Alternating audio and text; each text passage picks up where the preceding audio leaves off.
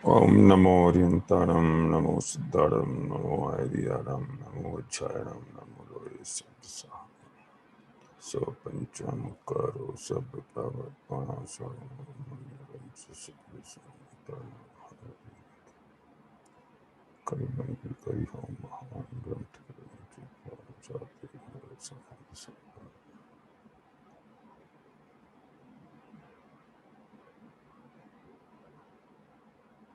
ओम नमः सिद्धिव्य।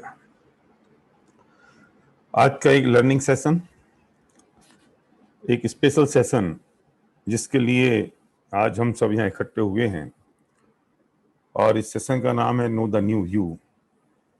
कुछ कंडीशन है इस सेशन के लिए जो मैं पहले बात कर दूं। पहली बात तो एक लर्निंग सेशन है, कोई प्रवचन नहीं है। हाँ, इसे प्रवचन बिल्कुल कहा जा सकता है क्योंकि इसे जो बेसिक फंडामेंटल हैं वो वही तत्व ज्ञान पर हैं जो जीवन के और प्रकृति के नियम हैं। लेकिन मैं लर्निंग सेशन की बात इसलिए कह रहा हूं क्योंकि आप सेशन की दृष्टिकोण से थोड़े से गंभीर हो जाएं। ये लर्निंग सेशन है इसलिए आपको उसमें एक वर्कशॉप है, इसलिए जितने लोग यहाँ दिखाई दे रहे हैं वे सब अपना वीडियो ऑन कर लें, वो उसकी कंडीशन है। और आप बिल्कुल इस अवस्था में बैठ जाएं जिसमें आप बिल्कुल सीरियस हैं। डायरी पेन अपने हाथ में ले लें जिससे आप लर्निंग मोड में आ जाएं। आप भले ही एक लाइन भी ना लिखें पूरे सेशन के दौरान, लेकिन डायरी पेन आपके हाथ में होगी तो आपके माइंड को ऑर्डर होगा कि I am in the learning mode, मैं सीखने के लिए तैयार हूं।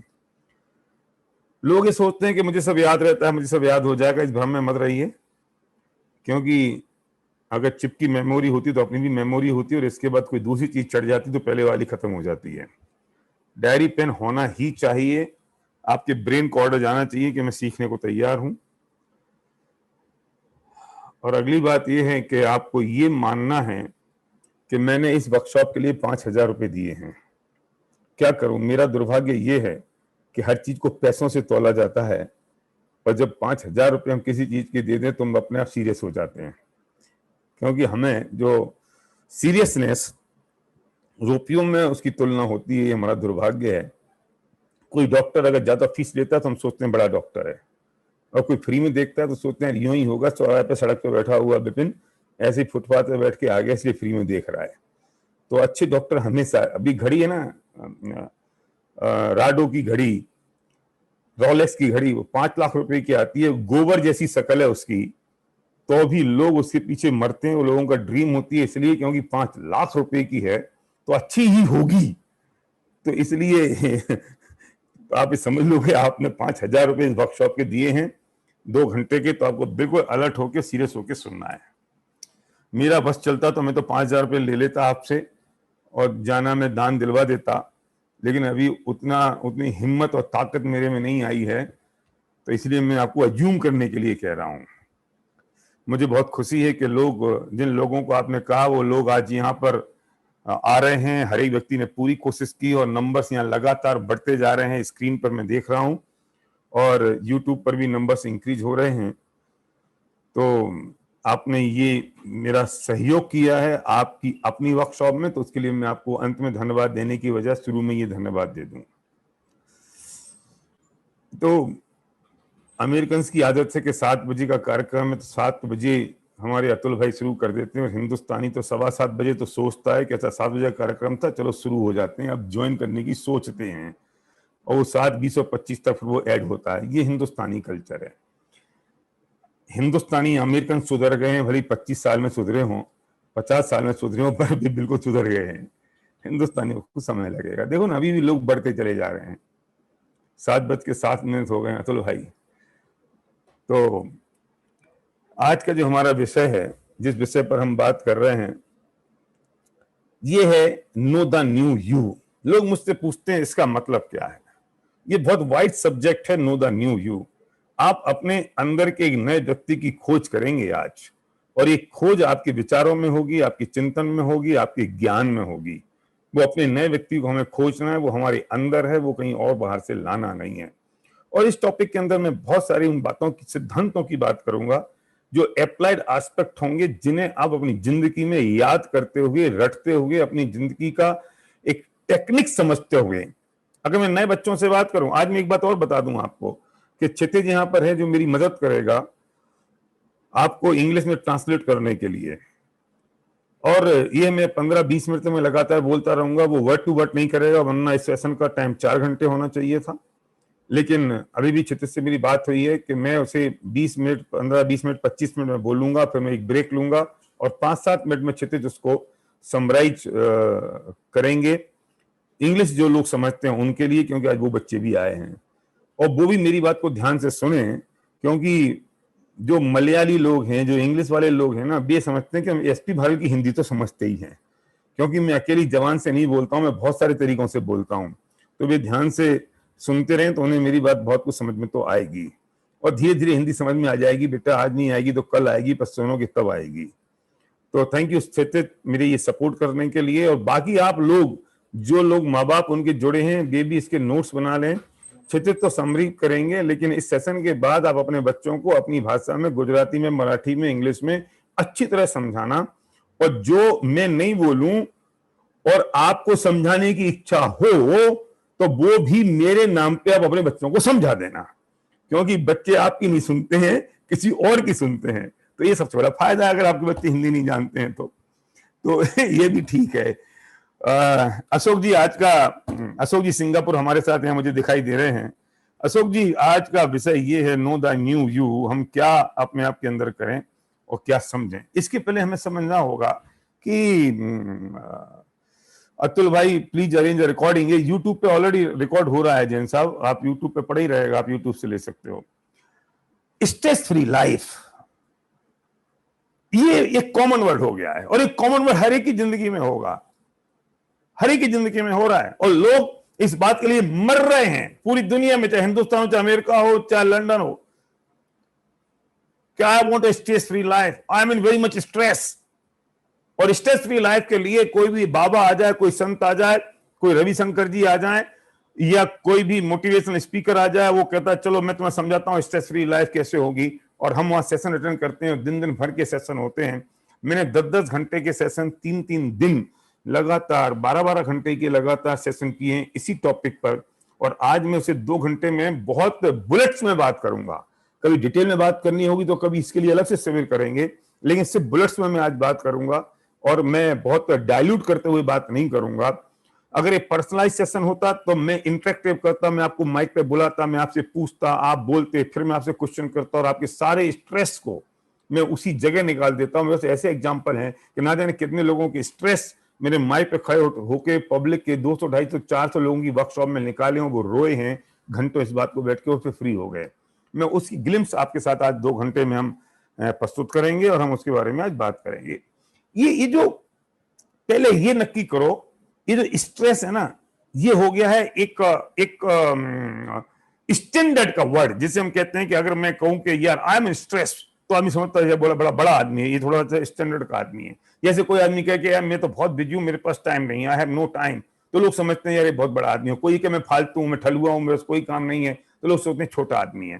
तो स्ट्रेस को हमने पॉजिटिव बना लिया है, हमने समझ लिया है कि बहुत अच्छी चीज है, हमने समझ लिया ये जो जिसका स्ट्रेस होता है वो बड़ा आदमी हो जाता है। अब मैं स्ट्रेस को हिंदी करता हूं और इसकी हिंदी है, क्या आप लोगों से कह सकते हो मैं बहुत दुखी आदमी हूं? क्या आप लोगों से कह सकते हो मैं बहुत परेशान आदमी हूं? पहले ये डिसाइड करो हम दुखी हैं नितिन भाई, और ये एस्टेब्लिश करना पड़ेगा। मेरा संकट ये है कि मुझे एस्टेब्लिश करना पड़ेगा कि मैं दुखी हूं। तोड़ोमल जी कह गए कि हमने जो दुख बताए हैं वे तुझ पर बीतते हैं कि नहीं, तू बता, और फिर हमने जो तुझे मार्ग बताया है वो सच्चा लगता है कि नहीं। और अगर ये दोनों बातें हैं तो फिर विलंब मत कर। उन्हें भी समझाना पड़ा, दौलत राम जी को समझाना पड़ा, जे त्रिभुवन में जीव अनंत सुख चाहे दुख। वे बता रहे हैं कि भाई साहब इस त्रिभुवन में ऐसे जीव हैं जो दुख चाहते हैं, जो सुख चाहते हैं और दुख से डरते हैं, और हमें ये एस्टेब्लिश नहीं हो पा रहे हम वास्तव में दुखी हैं। मैंने एक बार, मैं मसूरी में था, ऐसी कोई फैमिली की कॉन्फ्रेंस थी, मैंने पूछा तो एक व्यक्ति बोले नहीं हम तो दुखी नहीं है। मैंने कहा अच्छा आप दुखी नहीं हो? उस दिन से मुझे लगा कि मुझे सबसे पहले तो ये एस्टेब्लिश करने की जरूरत है कि हम दुखी हैं। और अगर तुम्हें नहीं मानते हो कि हम दुखी हैं, और पता है क्यों नहीं मानते हो? इसलिए नहीं मानते हो क्योंकि हम उस दुख का टेम्परेरी कोई सॉल्यूशन ढूंढ लेते हैं और हम समझते हैं कि हम सुखी हो गए। मिर्ची लगी, जैसे ही मिर्ची लगी हमने रसगुल्ला खा लिया, हमने पानी पी लिया, तो मिर्ची से हमें तकलीफ थी, रसगुल्ला से नॉर्मल हो गए, हम सोचते आहा बहुत आनंद आ गया। हम थक रहे हैं, हम सो गए, हम रिलैक्स हो गए। थकते हुए हम दुखी थे, सोते हुए हम आराम में आ गए, हमने कहा हम सुखी हो गए। हमें भूख लग रही थी, हमने खाना खाया, भूख से समय हम दुखी थे, खाना खाया तो हमने अपना सुखी समझ लिया। जब खाना खाते खाते हम परेशान हो गए तो हमने खाना बंद कर दिया और चूरन खा लिया, इस बात के लिए कि सब अच्छी तरह पेट साफ हो जाओ। जब पेट साफ हुआ तो हमने अपने आप को सुखी समझ लिया।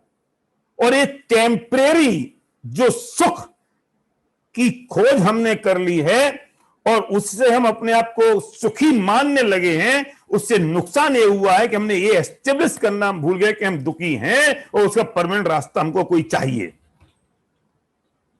स्वीकार करना पड़ेगा। जब तक रोग आइडेंटिफाई नहीं होगा, जब तक बीमारी आइडेंटिफाई नहीं होगी, तो दवाई लेने जाओगे क्यों? और मेरे बच्चों की, मेरे दोस्तों की, मेरी उम्र के, मेरे नौजवानों की तकलीफ ये है कि वे इसलिए उसकी दवाई खोजने की तैयारी में नहीं है क्योंकि उनकी तकलीफ अभी आइडेंटिफाई नहीं है। मैं पूछता हूं, एक बच्चे को बहुत शौक है रसगुल्ला खाने का, बहुत बढ़िया रसगुल्ला बहुत मतलब रसगुल्ला उसका तो एक मिल जाए तो उसके लिए तो बहुत फैक्टर आ गया कि मुझे तो रसगुल्ला मिल गया, मुझे आ गया। एक रसगुल्ला खिलाया, खाया, उसे मजा आ गया। दूसरा खाया, बहुत खुश हो गया। अब मनी मन ये सोच रहा है, जिस पार्टी में वो गया है, कि कोई मुझे एक पूछ और ले कि यार संजय बाबू एक रसगुल्ला और ले लो। क्यों? क्योंकि मैं अपने आप तो मांग नहीं सकता, दो तो खा लिए, फिर आउट ऑफ एटिकेट्स हो जाएगा। तो इतने में कोई दोस्त आया, बोले रसगुल्ला लो, एक रसगुल्ला लो। अरे वाह, एक रसगुल्ला और खा लिया। फिर एक दोस्त और आया, उसने चौथा खिला दिया। अब जैसे ही पांचवा आया, वीरेन जी क्या हालत होगी। फिर छठा आया, फिर किसी ने, दो दोस्तों ने पकड़ के, हाथ पर पकड़ के मुंह में ठूंस दिया। अब वो पहले रसगुल्ले में, वो रसगुल्ला जितना आनंददायक था, उषाबेन वो सातवें रसगुल्ले में वो उतना आनंददायक था या उतना परेशानीदायक था। और 10वें में क्या नुपुर, 10वें में क्या हुआ? वही रसगुल्ला जो पहला इतना आनंद दे रहा था, और 10वें में तो लगा उल्टी कर दो, और इससे लेके 10वां रसगुल्ला जैसे किसी ने मुंह में ठूंसा, इसने उल्टी कर दी। मेरा बहुत बेसिक सा क्वेश्चन ये है कि जब पहला रसगुल्ला आया तो तुझे इतना मजा आया, इतना मजा आया कि तुझे लगा कि आज तो दिन बन गया। अगर रसगुल्ले में मजा था तो 10वें रसगुल्ले में 10 गुना मजा आना चाहिए था, लेकिन 10वें रसगुल्ले में तुझे उल्टी हो गई, तुझे दुख लगने लगा, तुझे परेशानी हो गई, तुझे झगड़ा कर लिया, तूने वॉमिटिंग कर दी। तो इससे एस्टेब्लिश होती है कि रसगुल्ले में मजा नहीं है। इससे ये पता चल गया कि रसगुल्ले में मजा नहीं है। तो फिर अगर रसगुल्ले में मजा नहीं है तो ये आनंद कैसा आनंद है? ये आनंद कैसा आनंद है आखिरकार, जिसे मैं आनंद समझ रहा हूं? भरत भाई बताओ, ये एस्टेब्लिश करो। और वो जो रसगुल्ला है ना, ये एग्जाम्पल है। रसगुल्ले जैसे ही रुपया है, रसगुल्ले जैसे ही मकान है, रसगुल्ले जैसे कार है, रसगुल्ले जैसी पत्नी है, रसगुल्ले जैसे बच्चे हैं, रसगुल्ले जैसे ही जितने संयोग और जितने चीजें हैं जो जिनको मैं एंजॉय करना मान रहा हूं। स्विट्जरलैंड घूमना भी रसगुल्ले जैसा है, हिंदुस्तान घूमना भी रसगुल्ले जैसा है, पेरिस घूमना भी रसगुल्ले जैसा। क्या चाहते हो, हर चीज बिल्कुल वैसी है। तुम्हें स्विट्जरलैंड बहुत अच्छा लगता है ना घूमना, निकल जाओ घर से, 2 साल स्विट्जरलैंड रह जाओ, ऐसा लगेगा कि अरे कौन सी बकवास जगह आ जाए, आ गए। पहले दिन इतना आनंद आएगा कि स्वर्ग में आ गए, और 10वें दिन प्राण निकलेंगे तो अरे वो अगर इतना ही आनंददायक होता तो 10वें दिन 10 गुना आनंद देता। तो इसका मतलब जिस सॉल्यूशन पे हम जा रहे हैं, this is not a right solution. हमने एस्टेब्लिश किया कि हम दुखी हैं और परेशानी है, और वो परेशानी हमारी परमानेंट है, और उस परेशानी का सॉल्यूशन हमारे पास को ढूंढना पड़ेगा। तकलीफ ये है कि हम उसका सॉल्यूशन ढूंढने को तैयार नहीं है। मैं आज सॉल्यूशन की बात तो सिर्फ 10% करूंगा, हो सकता है 20% करूं। मोक्षा, मैं आज सॉल्यूशन की बात तो 10 या 20% करूंगा, मैं 80 to 90% बात तो इस बात की करूंगा कि why we need a solution, why need creation है। आज मैं पूछता हूं, ये संसार चुभ नहीं रहा है विनोद जी, नहीं चुभ रहा है ये। अगर चुभ रहा होता तो हम जाके उसका सॉल्यूशन ढूंढते। दर्द नहीं दे रहा है ये, जितने हम स्ट्रेस की बात और दुख की बात और परेशानी की बात करते हैं, ये चुभती नहीं है। अगर चुभती होती तो हमसे रास्ता ढूंढते, 100% ढूंढते। मैं मेरी उम्र के नौजवानों से बात कह रहा हूं, बेटा कुछ ऐसा लगता है कि जो मिसिंग है जिंदगी में, बेटा कुछ ऐसा लग रहा है कि कुछ और चाहिए जो कुछ यहां पे अवेलेबल नहीं है, नहीं चुभ रहा है तुम्हें। और हमारी दशा तो ऐसी हो रही है कि क्रिकेट मैच चल रहा था, संजीव, एक क्रिकेट मैच चल रहा था और एक टॉमी सोफे पे बैठा हुआ वो मैच देख रहा था, है ना, टॉमी सोफे पे बैठा हुआ मैच देख रहा था।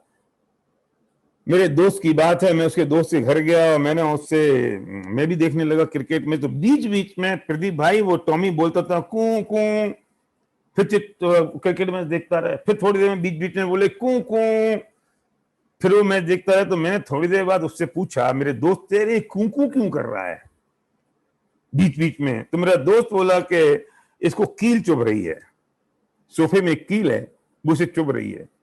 तो मैंने कहा अगर एक कील चुभ रही है तो उठ क्यों नहीं जाता? तो दोस्त ने मेरी आंखें खोल दी। मेरा दोस्त बोला कि वो इतनी भी नहीं चुभ रही है। समझ गया इसका मतलब? राइट क्षितिज, वो कील चुभ तो रही है पर इतनी भी नहीं चुभ रही है कि वो सोफे से उठ के चला जाए।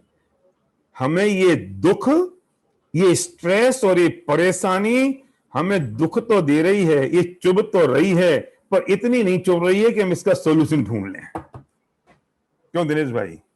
और जिन्हें ये इतनी चुभी तो उन्होंने उसका सॉल्यूशन निकाल लिया। बे बन गए आदिनाथ, बे बन गए महावीर, बे बन गए राम, बे बन गए भरत। हमें नहीं चुभ रहा है, इतना नहीं चुभ रहा है।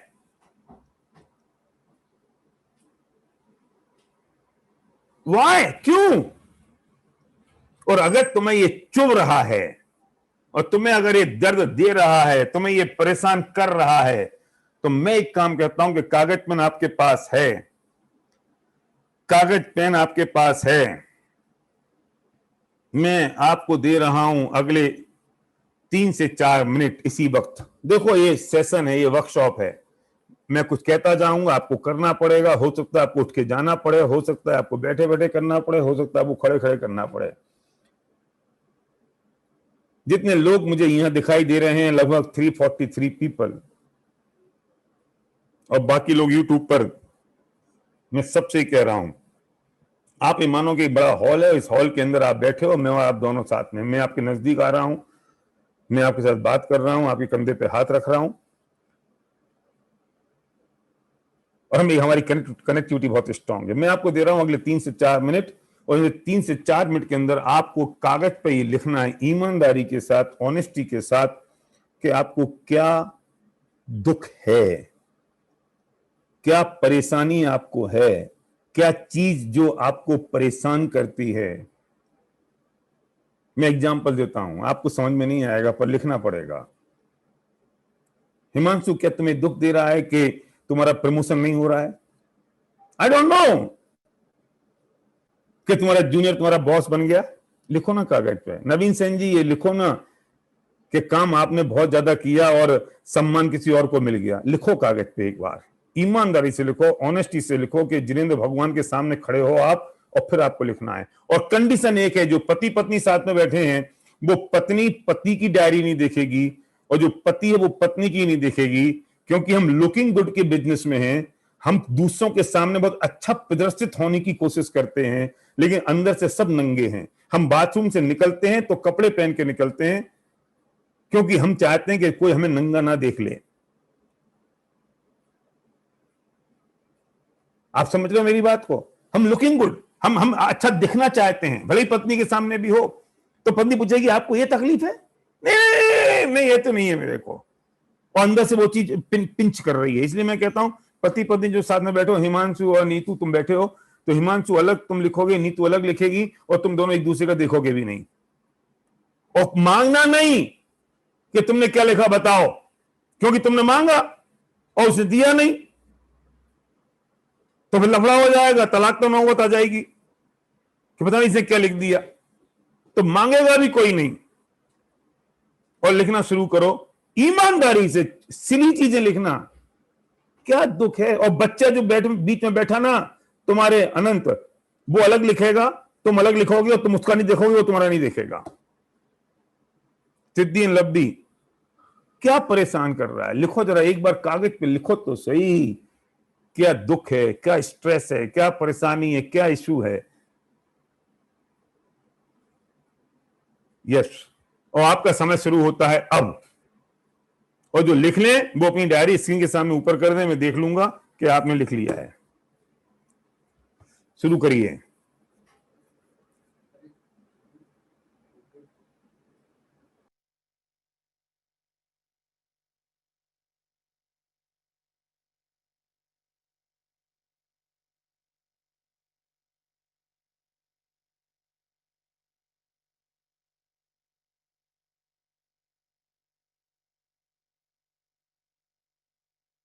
जिन लोगों की आंखें अभी स्क्रीन के ऊपर हैं, इसका मतलब वो लिख नहीं रहे हैं।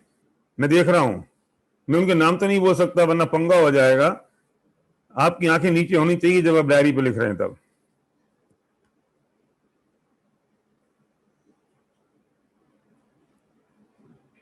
छोटी से छोटी चीज लिख दो, दिल के अंदर कोने से। ये सबसे कठिन काम है। हम परेशान तो हैं पर हम उसे आइडेंटिफाई नहीं कर पाते क्या परेशानी है। लिखने की बात तो बहुत दूर होगा, आपने लिख दिया तो वो दुख आपके कागज पे आ गया, और हम इसे पास में संभाल के रखेंगे अगले 2 घंटे।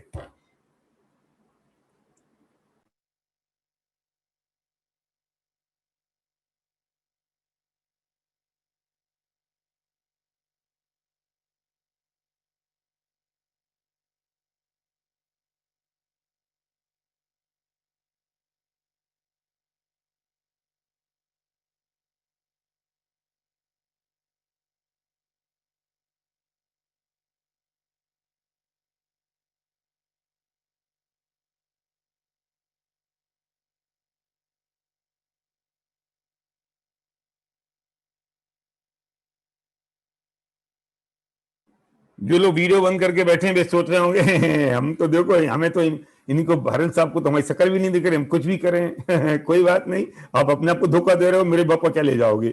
मेरा बाप तो गया 1.5 साल पहले ही। मतलब लोग अपने आप को धोखा दे के समझते हैं कि बस भैया कर रहे हैं। क्यों विपिन जी बताओ है? कोई बात नहीं।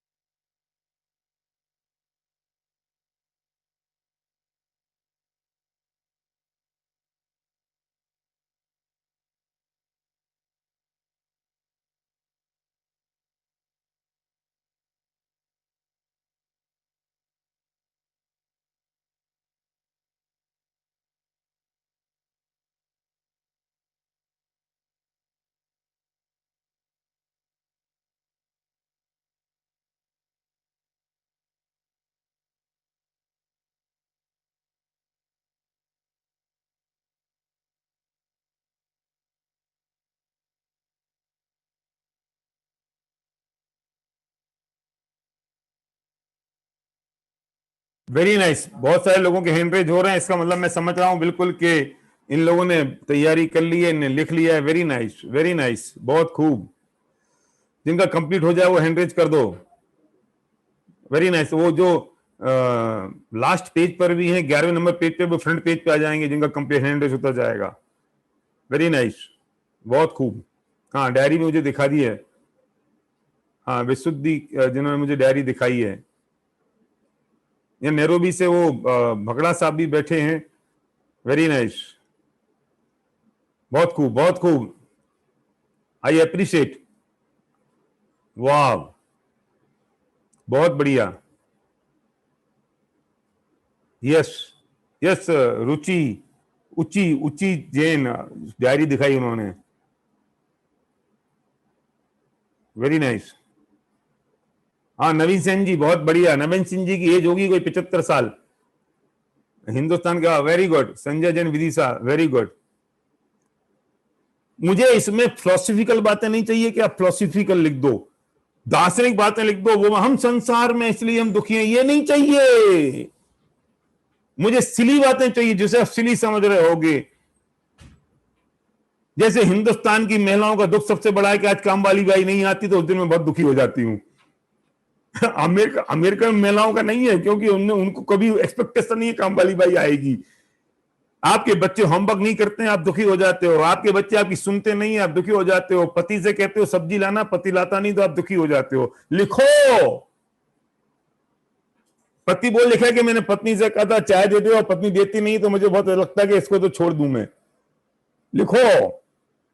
आपके बच्चे आपके पास नहीं है, आपका इसका दुख है तो लिखो।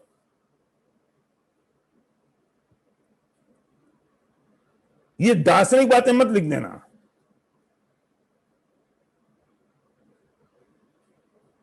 वेरी नाइस, बहुत खूब। या मुझे लग रहा है कि कम से कम 50% से ज्यादा लोगों के हैंड रेज हो चुके हैं और बाकी लोग या तो हिम्मत नहीं कर रहे हैं या उनको लिखने में वक्त लग रहा है। कोई बात नहीं, आप लिख लीजिए।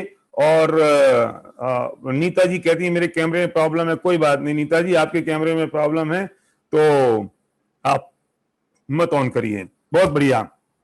मैं इन सब के हैंड रेज जो जो हुए हैं वो मैं सब इसको डाउन कर देता हूं। इसको डाउन कर दो भाई, जितने हैंड रेज हैं पौराणिक। अब पॉइंट ये है कि ये आपकी बात बिल्कुल ठीक है और हम इस बात पे आगे जाते हैं कि आपने अपने दुखों को लिख दिया। और सच बताऊं, सच बताऊं, आपने जो अपने दुख को लिखा है ना, अगर आप उसे 3 बार पढ़ोगे ना तो तीसरी बार में आपको लगने लगेगा मैं भी पागल हूं या कैसी बेकासी बातों से मैं परेशान हो रहा हूं। पढ़ो से 3 बार। 4 बार पढ़ोगे तो और मजा आएगा। 10 बार पढ़ोगे तो आप कागज कोई फाड़ के फेंक दोगे।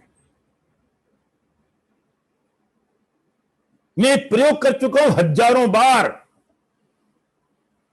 हमारी प्रॉब्लम है कि हम लिखते नहीं है, लिखते नहीं, आइडेंटिफाई होता नहीं है, उसे पढ़ते नहीं है, दिमाग में घूं घूं घूं घूं घूं शुरू करते हैं और विकल्पों के जाल में इतने उलझ जाते हैं कि जो असली दुख था वो हम भूल ही जाते हैं कि रीजन क्या था। पढ़ो ना जरा एक बार, एक बार और पढ़ो जो आपने लिखा है। पढ़िए जो आपने लिखा उसे पढ़ो एक बार।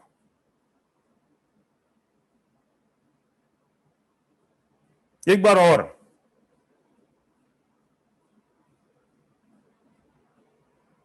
एक बार और पढ़ो।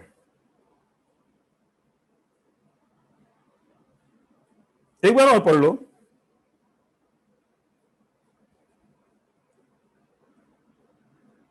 सुरेश भाई एक बार और पढ़ लो प्लीज, पढ़ लो ना। उल्लास भाई एक बार और पढ़ लो। नवीन सेन जी मेरे कहने पे एक बार और पढ़ लो।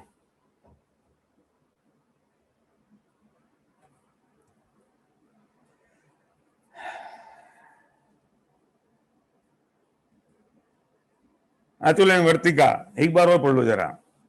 अरे जूम में बहुत बड़ा फायदा है। लोग सोचते होंगे शुद्धात्म जी सबके नाम कैसे याद है। मुझे किसी के नाम भाम याद नहीं है। जूम में फायदा है, यहां पे सबके नाम लेके आ जाते हैं तो उसको देख देख के पढ़ते रहते हैं।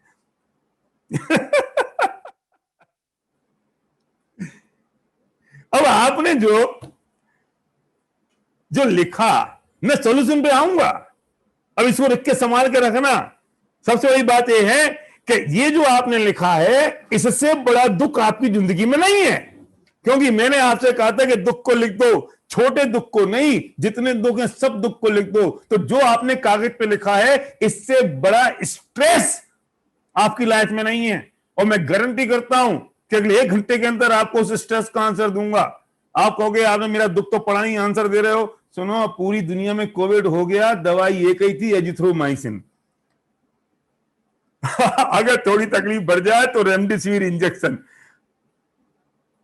तो दुख कितने भी हो, किसी के भी हो, दवा तो मेरे पास 2-4 हैं जो मैं दूंगा, जिसको अप्लाई करोगे तो आपकी कितनी भी बड़ी से बड़ी तकलीफ है, छोटी छोटी, अरे शरीर में दर्द कहीं भी हो, डॉक्टर जेके साहब, काम तो वो पैरासीटामोल ही आती है, चाहे आंख में दर्द हो, चाहे कान में दर्द हो, चाहे पेट में हो, चाहे हाथ पैरों में। गजब की बात तो यह कि गोली खाई जाती है पेट में और दर्द ठीक होता है सिर का। मुझे आज तक गणित समझ में नहीं आई। सिर का दर्द हो रहा हो तो सिर में खाओ, पेट का दर्द हो रहा हो तो पेट में खाओ विपिन जी। अब सिर का दर्द हो रहा है, पेट में गोली खाते हैं, सिर का दर्द ठीक हो जाता है। तकलीफ आपने लिखी है, परेशानी आपने लिखी है, जो आपने लिखा है वो आपकी लाइफ की सबसे बड़ी तकलीफ है, जो आपने लिखा है वो आपकी लाइफ का सबसे बड़ा दुख है। मैं 7 समुद्र दूर बैठ के आपके उस दुख का सोल्यूशन दूंगा अगले घंटे के अंदर, और वो ठीक हो जाएगा अगर आपने अप्लाई किया तो। अप्लाई तो आपको करना पड़ेगा, और इससे बड़ा दुख आपकी जिंदगी में है नहीं। आप मेरे साथ चलोगे तो फायदे में रहोगे, आप मेरे साथ नहीं चलोगे तो फायदे में नहीं रहोगे, इसलिए मैंने कहा था लिखो इसे। अब मैं आपसे पूछता हूं कि ये जो दुख है ना, ये आपको बहुत तकलीफ दे रहा है, ये पेन दे रहा है, और इस दुख को दूर करना आपका एक पेनफुल ड्रीम है या नहीं? Understand my point, I repeat. Dinesh ji, मैं रिपीट कर रहा हूं, आपने जो दुख कागज पे लिखा, ये दुख आपका, क्षितिज में ब्रेक ले रहा हूं 2 मिनट बाद, ठीक है? मैं जो दुख आपने कागज पे लिखा, ये दुख को दूर करना आपका पेनफुल ड्रीम है कि नहीं? मतलब ये इतना चुभ रहा है कि नहीं कि जिसको दूर किया जा सके और जिसे दूर करना चाहिए? और अगर ये इतना चुभ रहा है तो इसका सोल्यूशन आप निकाल लोगे, और अगर ये इतना चुभ नहीं रहा है तो ये वास्तव में आपका रियल दुख है ही नहीं। वो अगर पेनफुल है,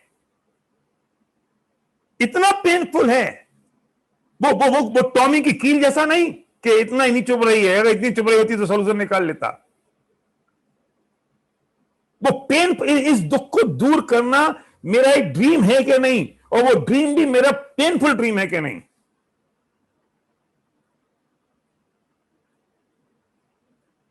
अगर ये पेनफुल ड्रीम है तो ये डिसाइड करना होगा कि मैं किसके लिए काम कर रहा हूं। अब हम बात ये कर रहे थे, बस फर्क इतना सा रहा कि बहुत कूल, बहुत काम हो के क्षितिज ने इस बात को अच्छी तरह से प्रेजेंट कर दिया, और मैं उतना कूल और काम हो के शायद नहीं बोल पा रहा हूं।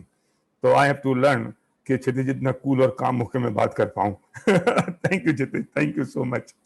तो बात यह है कि ये जो मैं सॉल्यूशन ढूंढ रहा था, अब इसमें एक ही तकलीफ होती है कि मैं मुश्किल से तो गर्म होता हूं, और जब जैसे मैं गर्म होकर पीक पे पहुंचता हूं तो मुझे क्षितिज को बुलाना पड़ता है, तो फिर मैं ठंडा हो जाता हूं। फिर मुझे गर्म होने में 2-4-5 मिनट चाहिए, क्योंकि इंजन तब तक नहीं चल पाता जब तक वो गर्म ना हो। तो अब बात यह है कि इसका जो सॉल्यूशन ढूंढना है, इसके लिए हम सीरियस हैं कि नहीं? मैंने पहले बात की कि हम दुखी हैं कि नहीं, पहले डिसाइड करो। हम स्ट्रेस में हैं कि नहीं, हम डिसाइड करो क्या स्ट्रेस है, वो नक्की करो। अब मैं बात एक कह रहा हूं कि अगर वो स्ट्रेस आइडेंटिफाई हो गया है तो क्या उसका सॉल्यूशन ढूंढने के लिए हमारे पास एक पेनफुल ड्रीम है क्या? हम उसके लिए सीरियस हैं या कैजुअल हैं? एक कुत्ता था, वो खरगोश के पीछे लग गया, और आगे आगे खरगोश जा रहा है, पीछे पीछे कुत्ता जा रहा है, आगे खरगोश और पीछे कुत्ता, और बहुत तेज खरगोश भागा, कुत्ता और तेज भागा, लेकिन धीरे से वो खरगोश एक छोटे से बिल में घुस गया जिसमें कुत्ता नहीं जा सकता था, और कुत्ता हाँफने लगा, और हाँफते हाँफते उसने खरगोश को देखा। खरगोश की आंखों में आंसू थे, डबडबाई आंखों से खरगोश देख रहा था। कुत्ते ने हाँफते हाँफते खरगोश से पूछा कि खरगोश, मैं तेरे से ज्यादा ताकतवर हूं, मेरे में ताकत तेरे से ज्यादा है, मैं तेरे से ज्यादा दौड़ सकता हूं, फिर मैं तुझे पकड़ क्यों नहीं पाया?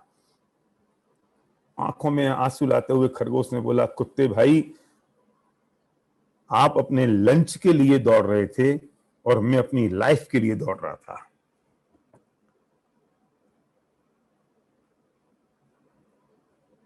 हाँ,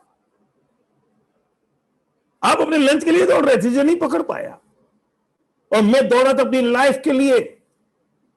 अब इसमें रेस का, इसमें ताकत की बात कहां है? रेस में तो वो जीतेगा जो अपनी लाइफ के लिए दौड़ रहा होगा। ताकत भले ही लंच जिस दूसरे के पास ज्यादा हो, लेकिन जो लंच के लिए दौड़ रहा होगा वो कभी जीतेगा नहीं। मैं आपसे पूछना चाहता हूं, इन दुखों से मुक्ति के लिए हम लंच के लिए दौड़ कर रहे हैं या लाइफ के लिए दौड़ कर रहे हैं, ये नक्की करना पड़ेगा।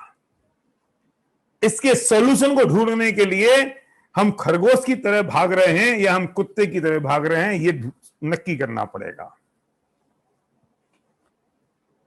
हमें सॉल्यूशन तो चाहिए अतुल भाई। हम चाहते हैं कि हम दुखी बहुत हैं, पर हम तो कुत्ते की तरह दौड़ रहे हैं, कैजुअली हैं, हम सीरियस नहीं, हम कमिटेड नहीं उसका सॉल्यूशन ढूंढने के लिए। अगर आपको इन दुखों से मुक्ति चाहिए, स्ट्रेस से, परेशानी से मुक्ति चाहिए, अभी के लिए नहीं है, अभी के लिए नहीं, जन्म जन्मों के लिए, हमेशा हमेशा के लिए, तो उसका समाधान है। यह समाधान नहीं हो सकता कि बच्चे आपके मानते नहीं हो, मैं आपके बच्चों को आगे समझा दूं बेटा पापा मम्मी की बात माना करो। यह समाधान नहीं हो सकता कि आपको लगता है कि मुझे क्वालिटी ऑफ लाइफ मेरी मेंटेन रहेगी नहीं रहेगी, और मैं आपको एक गारंटी पत्र लिख के दे दूं कि तुम्हारी जिंदगी भर रहेगी, लाइक अ ज्योतिषी। No, it is not a solution. और ये सॉल्यूशन हो सकता है तो 2, 4, 5, 10, 20 बरस का हो सकता है, और मैं जिस सॉल्यूशन की बात कर रहा हूं वो अनंत काल के सॉल्यूशन की बात कर रहा हूं। उस अनंत काल के सॉल्यूशन में ये 2, 4, 5 बरस का, 25 बरस का सॉल्यूशन तो शामिल है ही। ये तो हो ही जाने वाला है, ये तो फ्री में मिलेगा। By one get one free, ये तो फ्री है। ये 2, 4, 5, 10, 20 बरस का सॉल्यूशन। लेकिन हम उसके लिए कितने सीरियस है, हमें सोचना पड़ेगा, हम उसके लिए तैयार हैं कि नहीं। और जब हम ये बात करते हैं तो लोग, ये मेरे उम्र के लोग, मेरे छोटे भाई और मेरे बच्चे कहते हैं अच्छा तो आप धर्म की बात कर रहे हो। अरे चूल्हे में जाओ, हम धर्म की बात नहीं कर रहे, हम जिंदगी की बात कर रहे हैं। क्योंकि मैं धर्म की बात बोलूं तो तुमको लगता है ऑर्थोडॉक्स हो गए हैं, मैं बोलूं मैं धर्म की बात कर रहा हूं तो तुमको लगता है ये पुराने लोग हो गए हैं। हम कहें कि हम धर्म की बात कर रहे हैं तो तुमको लगता है ये बूढ़े लोगों का काम है, भी तुम जवान है पर तुम्हें यह पता नहीं है कि तुम्हारा बुढ़ापा आएगा कि नहीं आएगा। हम कहते हैं कि धर्म की बात कर रहे हैं तो तुमको लगता है कि अच्छा मैं तो अप टू डेट हूं, ये लोग आउट ऑफ डेट हो गए हैं। अगर मैं तुमसे कहूं धर्म की बात है तो तुमको कहेगा ओ मैं अभी से अगर धर्म करने लग जाऊंगा तो मेरे दोस्त क्या कहेंगे, what they will say to me. और तुम्हें लगेगा मैं छोटा हो गया और ये नया फैशन हो गया है। Oh dharma, oh you are talking about the dharma, oh sorry I am not. ये कंधे उचका उचका के हम समझते कि हम बड़े आदमी बन गए हैं और धर्म की बात करना छोटी बात हो गई। नहीं, मैं धर्म की बात नहीं कर रहा हूं। अगर तुमको धर्म की बात छोटी लगती है तो मैं धर्म की बात नहीं कर रहा हूं, मैं बात करता हूं प्रकृति के नियम की। नेचर का क्या लॉ है, लॉ ऑफ नेचर की मैं बात कर रहा हूं। मैं बात कर रहा हूं प्रिंसिपल ऑफ लाइफ। अब ठीक है, अब तुम्हें लग रहा है हम बड़े स्टैंडर्ड की बात कर रहे हैं, अब तुम्हें लग रहा है कि हम बड़े आदमी हो गए हैं। अच्छा धर्म बुढ़ापे में देखेंगे। मैं जिन सिद्धांत और फंडामेंटल की बात कर रहा हूं वो इसी वक्त और अभी समझना पड़ेंगे। जब तुम्हारे मां बाप तुमसे कहते हैं कि बेटा कोई अच्छी बात समझ लो, तो तुम्हें लगता है धर्म की बात हो रही है और धर्म की बात तो समझने जैसी नहीं है। दुर्भाग्य है तुम्हारा ये। मैं अध्यात्म की बात करने की बात कर रहा हूं, मैं स्पिरिचुअलिटी की बात कर रहा हूं, मैं लॉ ऑफ नेचर की बात कर रहा हूं, मैं लाइफ के प्रिंसिपल की बात कर रहा हूं, मैं प्रकृति के प्रिंसिपल की बात कर रहा हूं। और इन सब बातों को अगर इकट्ठा कर लो तो कह सकते हैं कि हम इस धर्म की बात कर रहे हैं। ये बात समझना शान की बात है, ये बात अभी करने जैसी बात है। और तुम अगर अभी नहीं कर रहे हो तो तुम कुत्ते जैसी दौड़ कर रहे हो, और तुम अगर इसी इमीडिएट कर रहे हो तो तुम खरगोश वाली दौड़ कर रहे हो। You decide what you want, कुत्ते वाली दौड़ में है या खरगोश वाली दौड़ में है। मेरे कुछ क्वेश्चंस हैं। इन दुखों से मुक्ति पाने के लिए सॉल्यूशन ढूंढना होगा। सॉल्यूशन तैयार है। Underline my words, underline my words. Solution तैयार है, सॉल्यूशन रेडीमेड है, सॉल्यूशन आपके पास अगल बगल में हैं, आपको उसकी स्टडी करना होगा और उस सॉल्यूशन पर श्रद्धा करनी होगी।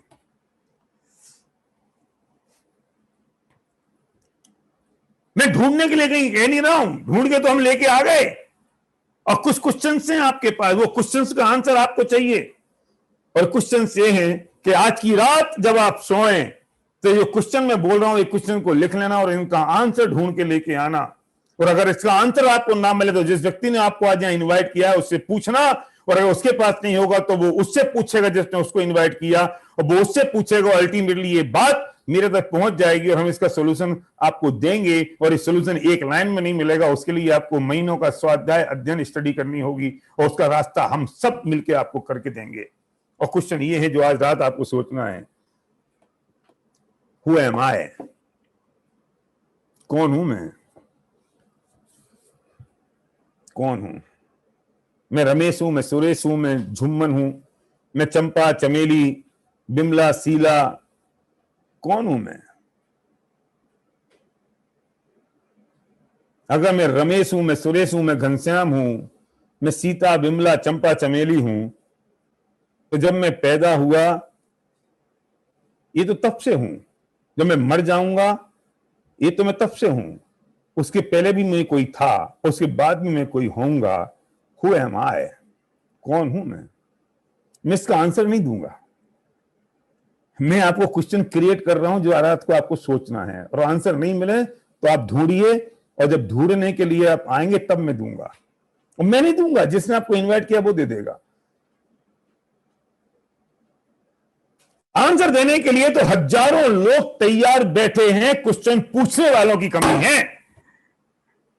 आंसर देने के लिए तो जाना जैसी संस्थाएं पूरे हिंदुस्तान में और टोडरमा स्मारक जैसी संस्थाएं पूरी दुनिया में फैली पड़ी हैं, सब बैठे हैं, हमारे विद्वान आंसर देने के लिए तैयार बैठे हैं, क्वेश्चन पूछने वालों की कमी है। मैं कौन हूं?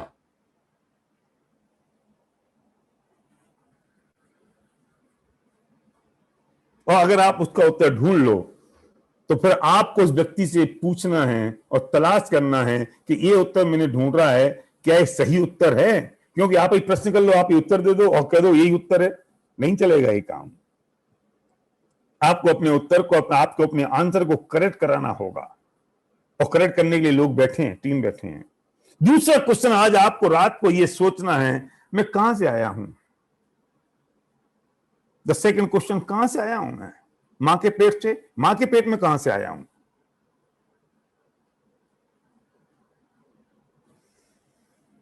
द सेकंड क्वेश्चन, सुनीत, मैं कहां से आया हूं?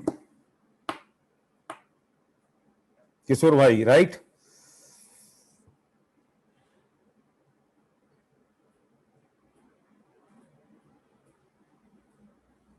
द थर्ड क्वेश्चन, मैं कहां जाने वाला हूं? और उसके बाद क्या? राजीव, उसके बाद क्या?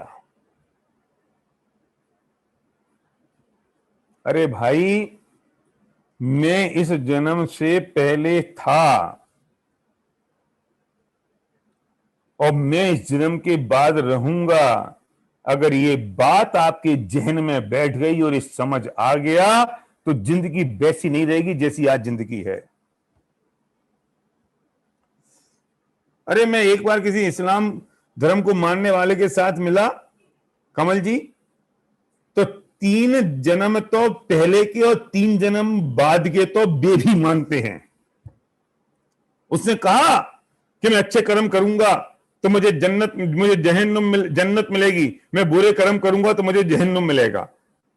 मैंने कहा गजब हो गए, तो तू भी जानता है मतलब अच्छे और बुरे, तू भी ये भी जानता है कि अच्छा कर्म और बुरा कर्म कुछ होता है। और मैंने कहा तू ये भी जानता है कि मैं इसके पहले भी था और इसके बाद भी था। मैंने कहा जमीन तो पक गई इस आदमी को समझाने के लिए। क्या आशीष? और हमारे लोग कहते हैं ओ किसने देखा कि मैं इसके पहले था और किसको पता मैं इसके बाद हूं? अरे मूर्ख है तू, तेरी आंख में अगर मोतियाबिंद हो गया है और तुझे कुछ दिखाई नहीं देता, इसका मतलब ऐसा नहीं होता है कि इसके पहले भी तू नहीं था और आगे भी नहीं था। यहां से 10 किलोमीटर दूरी पर अगर एक पिलर है बिजली का खंबा है और मैं कहता हूं वहां बिजली का खंबा है और तुम कहते हो कि मुझे दिखाई नहीं दे रहा है। भाई साहब वो तो नहीं है, अगर होता तो मुझे दिखाई देता, तो मैं कहता तेरी आंख का दोष है, बिजली का खंबा नहीं है, ऐसी बात नहीं है। तुझे क्या दिखाई देता है? हवाई जहाज में 32,000 फुट की दूर ऊंचाई पर पहुंचो, 32,000 फुट की ऊंचाई पर हम अगर चल रहे हैं तो नीचे जो गांव जा रहे हैं वे गांव तुझे दिखाई देते हैं कि नहीं दिखाई देते? वे गांव है कि नहीं है? तो तुझे जो है वो सब दिखाई देता है? नहीं दिखाई देता तो तू ये कैसे कह सकता पिछला जन्म नहीं था? तू ये कैसे कह सकता कि अगला जन्म नहीं होगा? क्योंकि मुझे तो दिखाई नहीं देता। ये बिल्कुल सत्य हो गया है कि जो कुछ भी मुझे दिखाई देता है वो ही है, और जो मुझे दिखाई नहीं देता वो कुछ नहीं है। तेरी आंखों का दोष है। तुझे तुझे ये ऑर्बिट दिखाई नहीं दे रहा है, तुझे मंगल दिखाई नहीं दे रहा है, लेकिन मंगल है ना।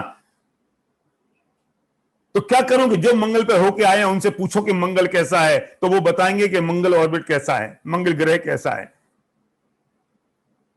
कभी कभी दूसरों की बात पर भरोसा करके भी समझना पड़ता है कि ये कैसा है।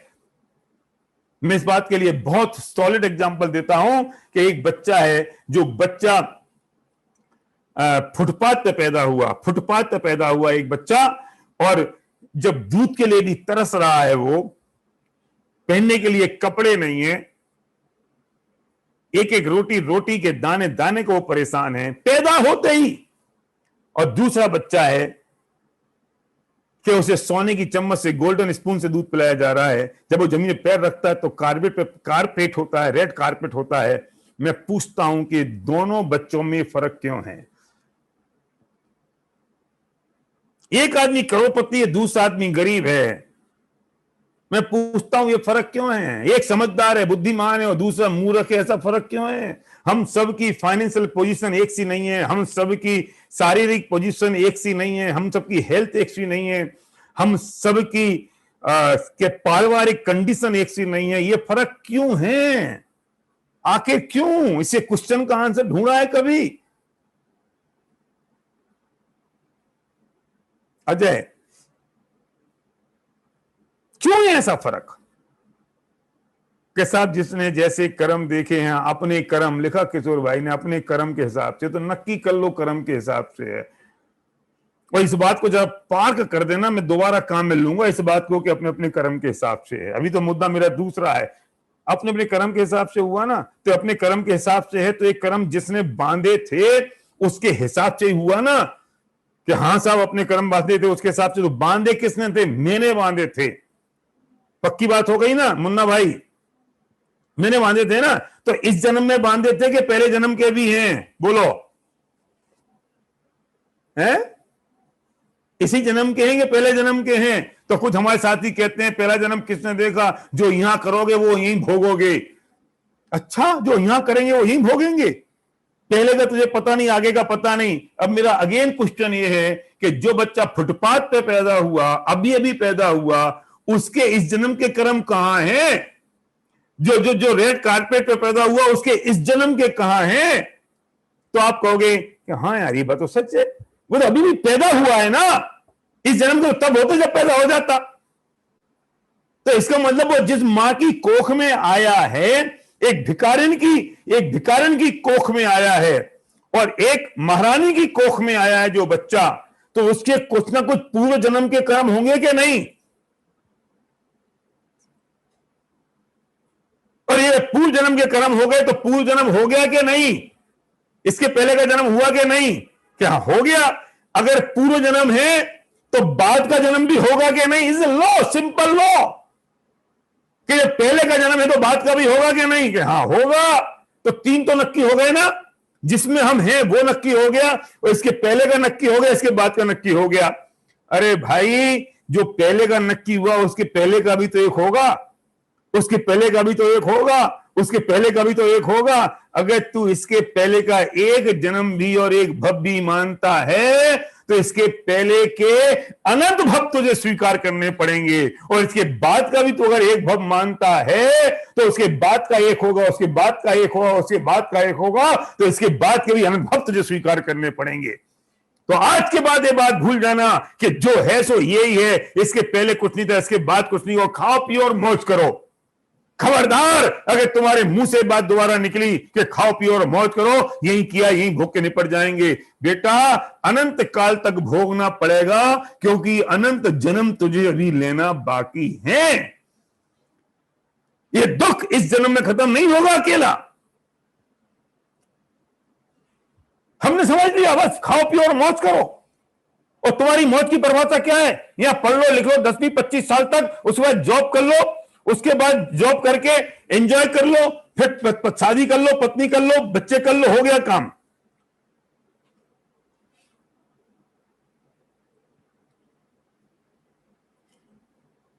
हमारा एंजॉयमेंट हो गया।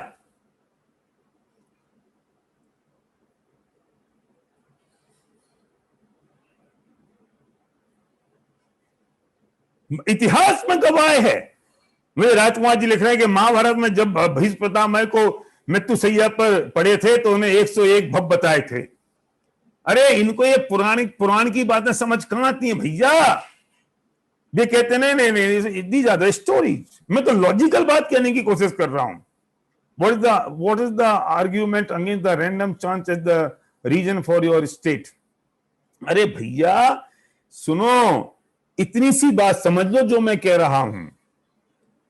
सिंपल सा लॉजिक है कि जब हम सबकी परिस्थिति एक सी नहीं है, हम सबकी स्थिति एक सी नहीं है, तो आपने स्वीकार कर लिया अपने कर्मों का फल है फाल्गुनी मैन, और जो अपने कर्मों का फल है, तो बेजो आप अमेरिका बैठी हो और एक आदमी यहां पे वो झुमरी तलिया में बैठा हुआ है, तो कर्मों का फर्क है ना। आपका एटमोस्फियर कितना बढ़िया और झुमरी तलिया में पसीना बहा रहा है वो आदमी, ये उससे कर्मों का फर्क है ना। तो आप पैदा हुई अमेरिका में और वो पैदा हुआ झूमी तलैया की झोपड़ी में। जब पैदा हुआ तो इस जन्म के तो नहीं हो सकते ना भाई साहब। तो पिछला जन्म नक्की हो गया, जब पिछला हो गया तो अगला हो गया, और जब तुमने अगला और पिछला एक एक भव मान लिया तो तुम्हें अगले भी अनंत मांगने पड़ेंगे और पिछले भी अनंत मांगने पड़ेंगे। तो फिर मुझे बताओ ये कर्म कैसे बनेंगे? अब कर्मों का खेल हो गया तो कर्म कैसे बनेंगे? बहुत सिंपल सी बात है। दो चीजों से कर्म बन सकते हैं, क्रिया से और भावों से। अब सोचना यह पड़ेगा ये जो कर्म बन रहे हैं ये क्रिया से बनते हैं कि भावों से बनते हैं? तो भाव मतलब वो थॉट प्रोसेस। सामने से एक आदमी ने जोर से पत्थर फेंका और वो पत्थर मेरे बगल से निकल गया। मैं कहता हूं भाई साहब तूने पत्थर मार दिया, मैं मर जाता तो सर फूट जाता। वो कहता है अकड़ता क्यों है, तेरा सर फूटता तब बात करता। फूटता तो बात करता, बात करने लायक रहता। वो क्या सोचता है कि हिंसा मेरे माथे में भरी है, अगर फूट जाता तो ये हिंसा निखोती। अरे सुन, तूने तो मारने का पूरा भाव कर लिया था, मारने की पूरी तैयारी कर ली थी। ये तो मेरा पुण्य का उदय था और अभी मेरा मरना निश्चित नहीं था, इसलिए इस कान पे एक मच्छर बैठा, मैंने मच्छर भगाने के लिए मुंह तिरछा किया और पत्थर सीधा निकल गया। अरे ये तो मेरे पुण्य का उदय था जो मैं बच गया, तूने मारने की कौन सी कसर छोड़ दी थी? तो उसे मारने का पाप लगेगा कि नहीं? उसके मारने का दो क्रियाएं बहुत अलग अलग हैं हिमांशु। पत्थर मारने की क्रिया बिल्कुल अलग है, मेरे मरने की क्रिया बिल्कुल अलग है। क्योंकि पत्थर मारने से मैं मरता होता तो मैं मर जाता, मैं मरता तो मेरी आयु पूरी होने पर। ये पत्थर से मरूं कि एक्सीडेंट से मरूं कि जहर खा के मरूं कि हार्ट फेल से मरूं, ये बात तो अलग है। और जिस माध्यम से मैं मरूंगा दुनिया कह देगी इस कारण से मरा, मैं उस कारण से नहीं मरा। मैं मरा तो अपनी आयु के क्षय होने से और आयु के खत्म होने से मरा। और जिसको आरोप जिस पर आया, अंडरस्टैंड माई पॉइंट, ब्लेम जिस पर आया, जिस पर ब्लेम आया, जिस पर आरोप आया, जैन दर्शन में उसे कहते हैं निमित्त। अगर पत्थर के मारने से मरा था तो पत्थर तो निमित्त था, हार्ट अटैक से मरता तो हार्ट अटैक तो एक निमित्त था, अगर मैं जहर खा के मरता तो जहर तो निमित्त था। जिस पर ब्लेम आए, जिस पे आरोप आए, आरोप है। निमित्त की परिभाषा क्या है? शास्त्रीय भाषा में बात करो तो निमित्त की परिभाषा यह है कि काम होने पर जिस पर आरोप आया उसे निमित्त कहेंगे।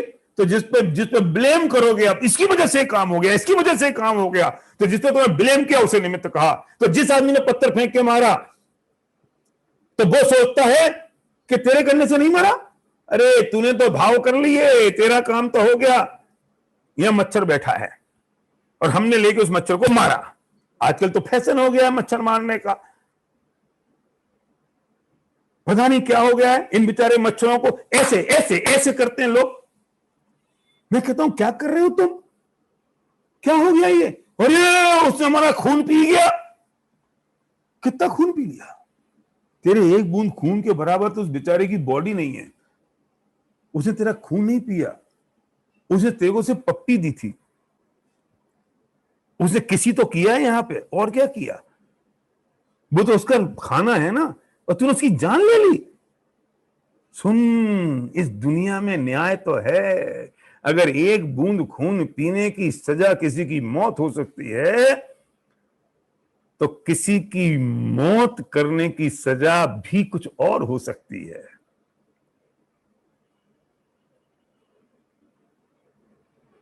तुमने एक मर्डर किया तो इस दुनिया में तुझे फांसी हो सकती है। तू 10 मर्डर करेगा तो भी एक फांसी होगी। लेकिन प्रकृति का नियम तो बहुत न्यायपूर्ण है, बहुत न्यायपूर्ण है।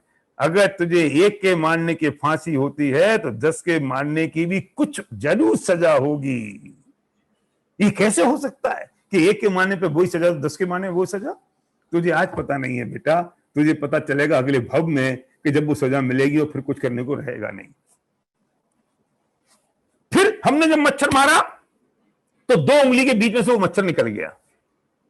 अब मैं पूछता हूं कि तुझे पाप लगेगा कि नहीं सुनीत भाई? अरे मच्छर तो मरा नहीं, निकल गया, तू खुश हो रहा है, बच गया। अरे बच गया, तूने तो मारने की पूरी कोशिश कर ली थी, उसकी उम्र अभी बची थी, इससे बीच की उंगली में से निकल के बच गया। इसलिए मैं कहता हूं कि पाप क्रिया का नहीं लगता है, पाप भावों का लगता है।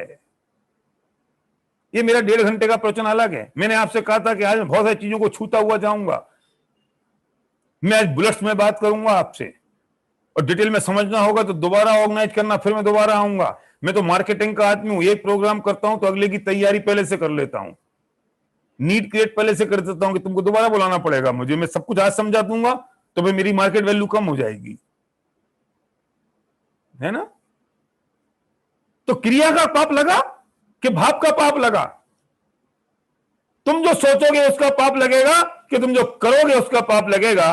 रेलवे स्टेशन पे रात को 2 बजे, हिंदुस्तान के रेलवे स्टेशन पे, अमेरिका पे नहीं, हिंदुस्तान के रेलवे स्टेशन पे रात को 2 बजे एक महिला बिना कपड़ों की अर्धनग्न अवस्था में पड़ी हुई है, और एक लड़का वहां से निकलता है। वो सोचता है कि कितनी सुंदर है, आज की रात मुझे अगर मिल जाए तो आज तो दिन बन जाए। दूसरा लड़का निकलता है और वो कहता है कैसा, बड़ी सुंदर दिख रही है, और इतना कह के निकल जाता है। और तीसरा आदमी आता है और वो अपने शरीर पे से उसके पास जो कंबल है उस कंबल को उड़ाता है और उससे कहता है, बहन उठो, मैं तुम्हें तुम्हारे घर छोड़ देता हूं, क्यों तुम यहां स्टेशन पे लेटी हो? मैं आपसे पूछना चाहता हूं कि तीनों के भाव अलग अलग हैं, तीनों की क्रिया अलग अलग है।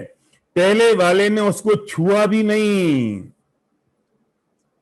लेकिन उसे कुछ कर्म बंद होंगे कि नहीं? वो छू सकता नहीं था, लेकिन उसे कर्म बंद होंगे कि नहीं?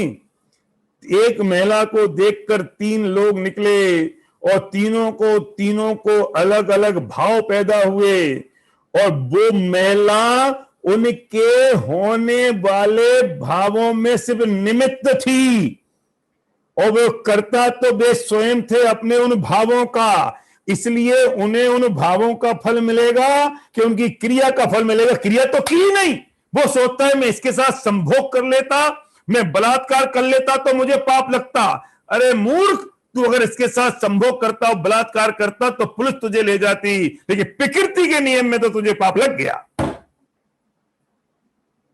इस विश्व व्यवस्था में तो लग गया, क्योंकि तुझे जो कर्म बनते हैं वे तेरे भावों के बनते हैं, तेरी क्रिया का नहीं। और सरकार जो तेरी सजा देती है उसके पास पैरामीटर और थर्मामीटर नहीं है कि तेरे भावों को कैसे पकड़े, इसलिए वो क्रिया पे देती है। प्रकृति में तो नियम है कि तुझे अपने भावों का फल मिलेगा। तो सुधारना किसे है? क्रिया को, कि अपने भावों को, अपनी थॉट प्रोसेस को, अपने चिंतन को, अपनी विचार को। तो आज से एक नियम बना लेना। आप तो इस बात को जानते हो, इस बात को समझते हो कि कौन से अच्छे परिणाम है, कौन से बुरे परिणाम है, किन से मेरे को बुरा कर्म बनेंगे और किन से मेरे अच्छे कर्म बनेंगे। तो इस बात को अगर कंट्रोल करना है, इस बात पे विजय प्राप्त करनी है, तो आज के बाद एक सूत्र याद रखना जो टोडरमल जी ने मोक्ष प्रकाशक में लिखा है, और जो उनकी आदि लाइन है, उसने हमारे सबके जीवन को परिवर्तित कर दिया है, हजारों लाखों लोगों के जीवन को परिवर्तित कर दिया है। और वो पंक्ति है कि हर वक्त, हर पल, हर क्षण अपने जहन में सिर्फ एक बात याद रखना। और वो पंक्ति ये है, जब मैं पंक्ति खत्म करूं तो आप सबकी तालियां बजनी चाहिए, मुझे पता चलना चाहिए कि वो बात आपके जहन में बैठ गई है। और वो टोडरमल जी की वो पंक्तियां हैं कि हर वक्त, हर क्षण, हर पल, 24 घंटे हम सब ये सोचें कि इन भावों का फल क्या होगा। क्यों सोचें कि तू बुरे परिणाम करेगा तो तुझे समझ में आ जाएगी इन भावों का फल क्या होगा, तू अच्छे परिणाम करेगा तो तुझे समझ में आ जाएगी इन भावों का फल करे क्या होगा, जब तू सहजता से रहेगा तो तुझे समझ में आ जाएगी इन भावों का फल क्या होगा, और जब तू आत्मा की बात करेगा तो तुझे पता लग जाएगा इन भावों का फल क्या होगा। अरे नरक में जाना है कि स्वर्ग में जाना है कि मोक्ष में जाना है, इसका दिशा निर्देश अगर करना है तो हर पल 24 घंटे याद रखो कि इन भावों का फल क्या होगा। लिख डालो बाथरूम में, लिख डालो अपने मिरर पर, लिख डालो अपनी दीवार पर, अपनी लैपटॉप की स्क्रीन पर, लिख डालो अपनी मोबाइल की स्क्रीन पर, लिख डालो डेस्कटॉप पर, 24 लिख डालो अपनी डायरी में, कॉपी पर, पेन पर, लिख डालो अपने बेडरूम में। जब पत्नी के साथ झगड़ा हो और पत्नी कहेगी पता नहीं किस निखट्टू के साथ मेरी लड़ाई, मेरी शादी हो गई, और तुम्हें बुरा लगे और तुम जब चिल्लाने की कोशिश करो तो तुम्हारी आंखों के सामने लिखा होना चाहिए इन भावों का फल क्या होगा। और तुम इतना रिलैक्स महसूस करोगे, इतना रिलैक्स महसूस करोगे कि तुम्हें लगेगा कि बस मेरा कल्याण नहीं हो गया और किसी आदमी ने बर्फ का पानी घड़ों मेरे सिर पे डाल दिया। जब पति तुमसे झगड़ा करे और उसे लगे कि पता नहीं मेरी जिंदगी तो बर्बाद हो गई है, मेरी जिंदगी तो नरक के समान हो गई है, ऐसी औरत के साथ मेरी शादी हो गई है, तो मेरी बहनों से मैं कहना चाहता हूं उसी पल याद करना इन भावों का फल क्या होगा। जब तुम सोचोगे कि इन भावों का फल क्या होगा, जब आपको लगे भोग विलास के विचार आए, जब आपको विषय कसाय में लीनता की इच्छा हो, जब आपको दूसरे को दुख देने का विकल्प आए, तब ये सोचना कि इन भावों का, ये छोड़ दो। अंडा तो लोगों ने ये समझ रखा है कि ये तो बिल्कुल व्हाइट पोटैटो है। मैं अमेरिका के लोगों की बात तो जानता नहीं, पर हिंदुस्तान में तो जितने मूंगफली के ठेले पहले हुआ करते थे उससे ज्यादा ठेले तो अंडे के लगने लगे हैं। अरे जब तू सफेद अंडे को खोले और उसमें से पीला पीला पदार्थ निकले, वो किसी मुर्गी के बच्चे का भ्रूण है। क्या बोलते हैं भ्रूण को?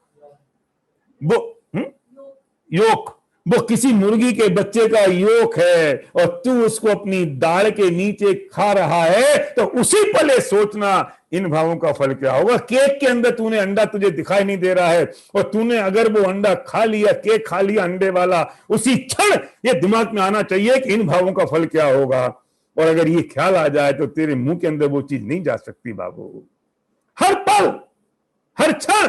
अरे तुम प्रमाद से अगर चल रहे हो और नीचे 10 चींटियां हैं और वे 10 चींटियां तुम्हारे पैर के नीचे दब जाएं, तो विचार आना चाहिए इन भावों का फल क्या होगा। अगर बेईमानी के साथ किसी को पैसा लूटने का भाव आ रहा है, बेईमानी के साथ किसी को नुकसान पहुंचाने का भाव आ रहा है, हर पल हर क्षण तुझे विचार आए कि इन भावों का फल क्या होगा, तो तेरे विचार उसी वक्त बदल जाएंगे, उसी पल चेंज हो जाएंगे। कैसे नहीं हो सकता? तो समझ लेना तूने कर्मों के, बुरे कर्मों के बंधने की उस प्रक्रिया पर विजय प्राप्त कर ली। आई रिपीट, तुमने फिर बुरे कर्मों को बंधने की उस प्रक्रिया पर विजय प्राप्त कर ली। बड़े दादा की पूरी किताब है कि इन भावों का फल क्या होगा, वो समझना है तो वहां से समझने होगी। और अब मैं इसके आगे की बात आपसे करने वाला हूं, क्या भगवान सब कुछ कर देगा, कि मेरे कर्म काम करेंगे? हमने बात की कि अब अल्टीमेटली हमने डिसाइड किया कि मैं बहुत कंसंट्रेट फॉर्म में आपसे बात कर रहा हूं। मैं जो बात आपसे कर रहा हूं ना, ये एक एक टॉपिक को 1.5 घंटा चाहिए, लेकिन मैं 100% कंसंट्रेट फॉर्म में बात कर रहा हूं आपसे, जिससे आप समझ सकें, और कभी अगर ऐसा लगेगा तो हम बहुत डिटेल में भी इन सबके बारे में बात कर सकते हैं। मुद्दा यह है कि जब कर्म से ही सब कुछ हो रहा है, तो एक ही चीज तो एक ही व्यक्ति तो जिम्मेदार होगा करने के लिए, तो वे कर्मों से ही हो रहा है और कर्मों के कारण ही हो रहा है, तो भगवान करने वाला कहां से बीच में आ गया? अगर भगवान करने वाला है तो कर्म नहीं करेंगे, और कर्म से हो रहा है तो भगवान नहीं करेंगे, दो तो नहीं होंगे ना। अरे कैसे पॉसिबल है कि भगवान करे? मैं आपसे पूछना चाहता हूं कि लोगों के साथ अच्छा भी हो रहा है, लोगों के साथ बुरा भी हो रहा है मुन्ना भाई, तो अच्छा भी भगवान कर रहा है, बुरा भी भगवान कर रहा है। अरे सुनो, हमारा जो सगा बाप होता है ना, हमारा पिता, वो बच्चा कितना भी नालायक हो जाए, लेकिन वो पिता अपने बच्चे का कभी बुरा नहीं करता। और मैं मानता हूं कि वो भगवान जो है हमारा परम पिता परमात्मा है। अगर वो हमारा परम पिता परमात्मा है तो वो किसी का बुरा कैसे कर सकता है? तो आपसे कहोगे नीलामेन कि वो जो बुरा हो रहा है ना, वो उसके अपने कर्म है। अरे तुम कभी कहते हो भगवान करता, फिर तुम कभी कहते हो कि कर्म है। ये चीज नक्की करो ना यार, पलटते क्यों भाई साहब? जब तुम्हारे मन में आता तुम कर्मों पे ले जाते, जब मन में आता तुम भगवान पे ले जाते, उसके साथ बुरा क्यों हो रहा है? उसने कर्म ही ऐसे किए थे, उससे बुरा क्यों हो रहा है? भगवान उसको दुख दे रहा है। अरे भगवान कैसे दे सकता है? भगवान तो परमपिता परमात्मा है ना, वो किसी का बुरा कैसे चाहेगा? हमारा बाप नहीं चाह सकता बुरा, भगवान चाह लेगा बुरा? नहीं नहीं, भगवान तो नहीं चाह सकता, तो उसे दुख क्यों मिल रहा है? फिर उससे कर्मों की वजह से मिल रहा है, तो भगवान ने नहीं किया, नक्की कर लेना। अरे उस बीतरागी परमात्मा को कहां घसीट के लेके आ रहे हो? जो इस संसार को छोड़ के चले गए, तुम उनसे कह रहे हो कि देह काम कर रहे हैं।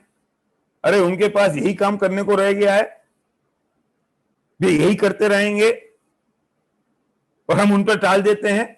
अरे तुमने अगर उन पर टाल दिया तो तुम बच जाओगे, और तुम बचने की कोशिश मत करो। जो फल मिलता है वो तुम्हें अपने किए कर्मों का मिलता है, और वे कर्म तुम्हारे भावों से बन रहे हैं, वे कर्म तुम्हारी सोच से बन रहे हैं, वे कर्म तुम्हारे विचारों से बन रहे हैं। इसलिए तुम्हें विचार अपने कंट्रोल में लेने पड़ेंगे, तुम्हें विचारों पे काम करना पड़ेगा। ये भगवान पे आरोप देने का काम बंद कर दो। दुर्भाग्य तो तब होता है जब हम महावीर जी जाते हैं इस बात के लिए कि भगवान हमें बच्चा पैदा कर दे। अरे जिस महावीर ने शादी नहीं करी, उन विचारों को पता नहीं है कि बच्चे कैसा पैदा होते हैं, और हम उनसे कह रहे हैं कि भगवान तुम बच्चे पैदा कर दो। भगवान बच्चे पैदा कर देगा, वो महावीर के पास एक ही काम रह गया है। और तुम्हारे बच्चा पैदा करने होते तो महावीर पहले अपने कर लेते पैदा। जैसे इतना बढ़िया काम समझते होते विपिन जी, महावीर इसे इतना बढ़िया काम समझते होते तो वे अपने लिए कर लेते पहले 10-20 बच्चे, फिर तुम्हारे लिए करवाना बता देते। हम उनके पास जाके कह रहे भगवान बच्चे पैदा कर दो, और बेचारा हो जाए तो कह रहे हमने महावीर ने कर दिए, और नहीं हुए तो हमारी थोड़ी सी प्रसाद में कमी रह गई है। अरे मूर्ख, तू ₹1.25 का एक नारियल का एक छत्र जो तूने 21 रुपए का खरीदा है, उसका लोभ दिखाता है भगवान को कि भगवान ये कर दोगे तो मैं छत्र चढ़ा दूंगा, भगवान ये कर दोगे तो मैं एक मोमबत्ती जला दूंगा, ये कर दोगे मैं तुम्हें ₹1.25 का परसा चढ़ा जाता हूं। उस 3 लोग के नाथ को तू ये सड़ी सी चीज का लोभ दिखा रहा है। मुन्ना भाई मैं आपके पास आऊं, आपके कलकत्ता में आके कहूं कि यार मेरा एक पुलिस केस हो गया, इसको निपटा दो, और मैं आपको जयपुर की 1 किलो मिठाई दे दूंगा, तो क्या कहोगे आप मेरे से? देखो मैं काम तो कर दूंगा, पर तुम क्या समझते हो कि मुन्ना 1 किलो मिठाई के पीछे करेगा काम? हम ये कर रहे हैं भगवान के साथ। मैं इसका एक बेस्ट एग्जांपल देके इस बात को पूरी करूंगा यहां पे कि भगवान कुछ नहीं करता है। फिर मेरे कुछ दोस्त कहेंगे नहीं वो होता हुआ दिखाई तो देता है। हिमांशु भगवान के पास गए थे, हमने भगवान से प्रार्थना करी थी कि मुझे न्यूयॉर्क भेज दो, मेरी अच्छी नौकरी लगा दो, तो मैं आज न्यूयॉर्क में बैठा हूं अच्छी नौकरी में। तब से मैं पारसनाथ को पूजने लगा हूं, क्योंकि मेरे बांसवाड़ा में पारसनाथ ही थे और मैं उनके पास रोज जाके पूजा करता था। मैं आज न्यूयॉर्क में आ गया, अब मैं क्या जवाब दूंगा? सही कह रहे हो हिमांशु बेटा, तुम तो आ गए होगे पारसनाथ की कृपा से। मेरे साथ ऐसा हुआ, जयपुर में ना एक लालजी सांड का रास्ता है विपिन भाई, जयपुर में एक लालजी सांड का रास्ता है, ये गली का नाम है। तो मैं उस गली में जा रहा था, 11 बजे का समय था, और वहां से एक व्यक्ति, मेरा मित्र रमेश, वहां से आ रहा था, और 11 बजे हम दोनों एक पहले चौराहे पे मिले, और जैसे ही मैंने उससे जय जिनेंद्र की, और 11 बजे ही उसको हार्ट अटैक आया, पसीना पसीना हो गया, इमीडिएटली उसका हार्ट फेल हो गया, चक्कर खा के गिर गया। मैं ऐसा का ऐसे ही रह गया। 11 बजे हम दोनों मिले, 11 बजे उसका हार्ट अटैक आया, 11 बजे मैंने जय जिनेंद्र करी, आसपास के मोहल्ले वाले आ गए, कुछ ने मुझे पकड़ा, कुछ ने उसे उठाया, एम्बुलेंस में लेके गए, डॉक्टर ने डिक्लेयर कर दिया ये मर गया। मुझे लोगों ने अपनी दुकान पे बिठाया, पूरे एसोसिएशन के लोग इकट्ठे हो गए, और मुझे वहां पे प्रतिज्ञा दिलाई कि तुम आज से किसी से जय जिनेंद्र नहीं करोगे। क्यों? क्योंकि तुम जिससे जय जिनेंद्र करते हो वो मर जाता है। अतुल भाई आप हंस रहे हो, मैं आज भी मैं अगर लालजी सांड के रास्ते जाता हूं तो दोनों हाथ पीछे करने पड़ते हैं, क्योंकि घुसते ही लोग कहते थे जय जिनेंद्र मत करना, तुम जय जिनेंद्र। अरे हम कान से सुनी बात झूठी मान सकते हैं, आंखों से देखी झूठी कैसे मानेंगे? हमने देखा तुमने जय जिनेंद्र की और वो मर गया, मैंने तो एक बार और ट्राई करके देख लो। तो कोई सामने नहीं आया, कौन खड़ा हो ट्रायल करने के लिए? तो अब मैं आपसे पूछता हूं कि शुद्धादु प्रकाश के जयजन करने से लोग मर जाते हैं। जितनी सच बात यह है उतनी सच ये बात है कि हम पार्श्वनाथ के पास गए, हमने उनसे प्रार्थना करी मुझे अमेरिका भेज दो, मेरी नौकरी लगा दो। तो जिसकी अमेरिका में नौकरी लगनी थी वो काल और पार्श्वनाथ से मांगने का काल एक हो गए, तो हमें लगा कि पार्श्वनाथ ने हमें भेज दिया, और जिसका काल अलग अलग नहीं हुआ वो आज तक नास्तिक हो गया। हम भगवान से 10 साल से पूजन कर रहे हैं, उनने हमारी नौकरी नहीं लगाई। अरे तुम जिन निखट्टू बातों के पीछे भगवान को पूज रहे जा रहे हो, वे ही सबसे ज्यादा भगवान के नास्तिक हो जाते हैं, क्योंकि वे बातें पूरी नहीं होती, इसलिए वे भेजने जाएंगे। पाकिस्तान ने आज तक अमेरिका नहीं देखा, वे तो हिंदुस्तान में हुए ना, वे तुम्हें अमेरिका भेज देंगे। तुम बहुत प्यारे हो उनके, और क्यों? तुमने प्रार्थना करी थी और तुमने ₹1.25 चढ़ा दिए थे गुल्लक में, तुम्हारी इतनी रिस्पेक्ट से वे मान जाएंगे? वाह वाह। माफ करना, तुम पार्श्वनाथ की इज्जत कर रहे हो कि बेइज्जती कर रहे हो, उनका सम्मान कर रहे हो कि तुम उन्हें बदनाम कर रहे हो, तुम उन्हें प्रणाम कर रहे हो या धोखा दे रहे हो, तुम उन पर समर्पित हो या उनका मजाक उड़ा रहे हो, मुझे समझ नहीं आता। तो क्यों पूजे भगवान को? ये बात कभी और करेंगे। आज तो बात इतनी सी है कि भगवान करता नहीं है, करने वाला तो वो मेरे कर्म है जिसकी वजह से सब कुछ हो रहा है, और अगर ये कर्म मेरे हैं तो मुझे अपने कर्मों पे ध्यान देना पड़ेगा। तो स्ट्रेस तो होता है। हां, अब सुनो इसका जवाब। हमारे 4 शत्रु हैं। There are the 4 enemy, internal enemy. There are 4 internal enemies. कौन से एनिमीज हैं? इंटरनल एनिमी है। एक क्रोध है, एक मान, माया और लोभ। ये 4 मेरे इंटरनल एनिमीज हैं, ये मेरे 4 शत्रु हैं, जिसे शास्त्रीय भाषा में कसाय कहते हैं। पर ये शत्रु हैं, और दुर्भाग्य ये है कि इन शत्रुओं को मैंने मित्र मान रखा है। बस लफड़ा तो यहां से शुरू हो गया है। तो ये शत्रु क्या बेटा? सौरा और सौर्या, सुनो, ये है तो शत्रु, और मैंने मान रखा इनको मित्र, और मैं मित्र मानते मैं इनको पल्लवित करता हूं, और इनको मैं हवा पानी दे रहा हूं, और मैं इनको उत्साहित करता हूं। अगर मैं इनको शत्रु मान लूं तो मैं इनको छोड़ने की तैयारी शुरू कर दूं, और यहां से उल्टी मान्यता शुरू होती है, और यहीं से ये तैयारी शुरू होती है। क्यों होता है स्ट्रेस? क्रोध क्यों आता है? जब मुझे गुस्सा आता है तो मुझे बहुत तकलीफ होती है। क्यों आता है ये क्रोध? अनिल भाई बोलो। आपको कल्पना बहन पे गुस्सा आता है ना? तो क्यों आता है? नहीं आता। तो तुमको अगर कल्पना पे गुस्सा नहीं आता तो कल्पना बहन को तुम पे आता होगा।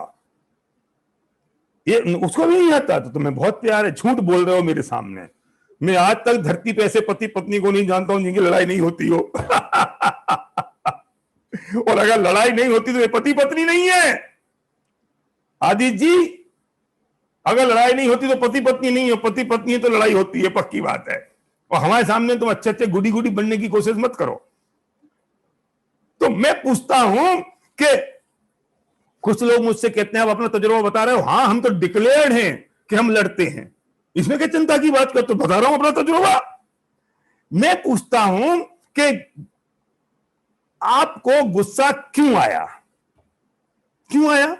कि जब कुछ बुरा लगता है, ध्यान से सुनना, बुरा लगता है। क्या बोला मैंने अमित? बुरा लगता है तो मुझे गुस्सा आता है। शब्दों पे ध्यान देना। वस्तुएं बुरी लगती हैं, परिस्थितियां बुरी लगती हैं तो मुझे गुस्सा आता है। बुरी है नहीं। क्या फर्क है? बुरी है नहीं दिलीप भाई, लगती है। परिस्थिति विपरीत लगती है तो तकलीफ होती है। परिस्थिति विपरीत है नहीं, क्योंकि परिस्थिति तो परिस्थिति है। परिस्थिति ना अच्छी होती है ना बुरी होती है। परिस्थिति तो परिस्थिति होती है। मुझे अच्छी लगती है तो मुझे खुशी होती है, मुझे बुरी लगती है तो मुझे दुख होता है। तो तकलीफ परिस्थिति में नहीं है, तकलीफ तो लगने में है। तो ठीक किसे करना है? परिस्थिति को ठीक करना है कि लगने को ठीक करना है? और हम मूर्ख लगने को तो ठीक करते नहीं है, परिस्थिति को ठीक करने की कोशिश करते हैं और परिस्थिति ठीक होती नहीं है, इसलिए हम और दुखी हो जाते हैं। अब तुमने जितने कागज पे जो लिखा, मैं तुमसे पूछता हूं, उस दुख को एक बार और पढ़ो और उस दुख में सोचो कि वो जो दुख तुम्हें है वो दुख है कि तुम्हें वो दुख लग रहा है। आशीष, अंडरस्टैंड माई पॉइंट है? बताओ। ये आशीष हैं, आर्किटेक्ट हैं जयपुर के, ये मंदिर भी नहीं जाते थे। ऐसी आदत नगर में मैं प्रवचन कर रहा था, इनकी माँ ने कह दिया कोई अच्छा सा पंडित आया, लंबा सा गोरा सा स्मार्ट सा, एक बार सुन लो। और ये अंदर घुसे और उनको एक शब्द मेरा समझ में आ गया कि धर्म किसे कहते हैं, इसकी परिभाषा में समझा रहा था। उस दिन से ऐसी रुचि लगी कि रोज 2-3 घंटे स्वाध्याय करते हैं कि जीव का कब परिणमित होना हो, कि जीव को कब बदलना हो, कब मोक्ष जाना हो और उसको थोड़ा सा निमित्त मिल जाए। इसलिए मैंने कहा था कि आज लोगों को ले आओ और आप लोगों को लेकर आए। क्या आशीष, मैंने क्या कहा? जो तुमने दुख लिखे जरा एक बार दोबारा पढ़ो उनको। कमल जी पढ़ो यार, कमल बरजत्या जी पढ़ो। लिखे कि नहीं लिखे कि बेईमानी करी मेरे साथ? लिखे? अच्छा कोई बात नहीं, लिखे तो पढ़ो। अब वो जो हैं वे दुख हैं कि तुम्हें लग रहे हैं, ये बताओ। सर्वर के समझ में आ रही मैं जो कह रहा हूं? जो हैं वे लग रहे हैं कि हैं? नितिन भाई, लग रहे हैं। अगर परिस्थितियां बुरी हो तो सबको बुरी लगनी चाहिए, अगर अच्छी हो तो सबको अच्छी लगनी चाहिए। एक परिस्थिति किसी को बुरी लगती है, दूसरी परिस्थिति किसी को अच्छी लगती है, इसका मतलब परिस्थिति ना अच्छी है ना बुरी है। Situation is not a good और बैड। मुझे वो अच्छी या बुरी लगती है तो ठीक कैसे करूं? मैं अनादिकाल से परिस्थितियों को ठीक करने में लग गया हूं और मुझे ठीक करना है लगने को। क्षितिज, अंडरस्टैंड माय पॉइंट? लगने को ठीक करना है। तो दुख कौन कौन से लिखो ना जरा। मेरे दुख ये थे कि यार मेरा बच्चा मुझे उससे तकलीफ है। तो तुझे बच्चे से तकलीफ है कि तुझे बच्चे से तकलीफ लग रही है? मेरे पास पैसे कम हैं, तुझे पैसे कम हैं या तुझे पैसे कम लग रहे हैं? मेरी लाइफ स्टाइल ये मेंटेन रह पाएगी कि नहीं रह पाएगी? ये रह पाएगी कि नहीं रह पाएगी ये तुझे लग रही है कि क्या होगा? तो लगने को ठीक करना है ना, लाइफस्टाइल को थोड़ी ठीक करना है। भले आदमी, तुझे ठीक कुछ और करना है, तू कर कुछ और रहा है। ये बारिश हो रही है, ये अच्छी है कि बुरी है? मुझे अच्छी लगती है, संध्या को बुरी लगती है। तो दोनों को लगा ही ठीक करना है कि बारिश को ठीक करना है? अनंत बोलो, ये बारिश को ठीक करने जाओ कि लगने को ठीक करना है? संध्या अपना लगना ठीक कर ले, मैं अपना लगना ठीक कर लूं तो सुखी हो जाऊंगा नवीन के नहीं है?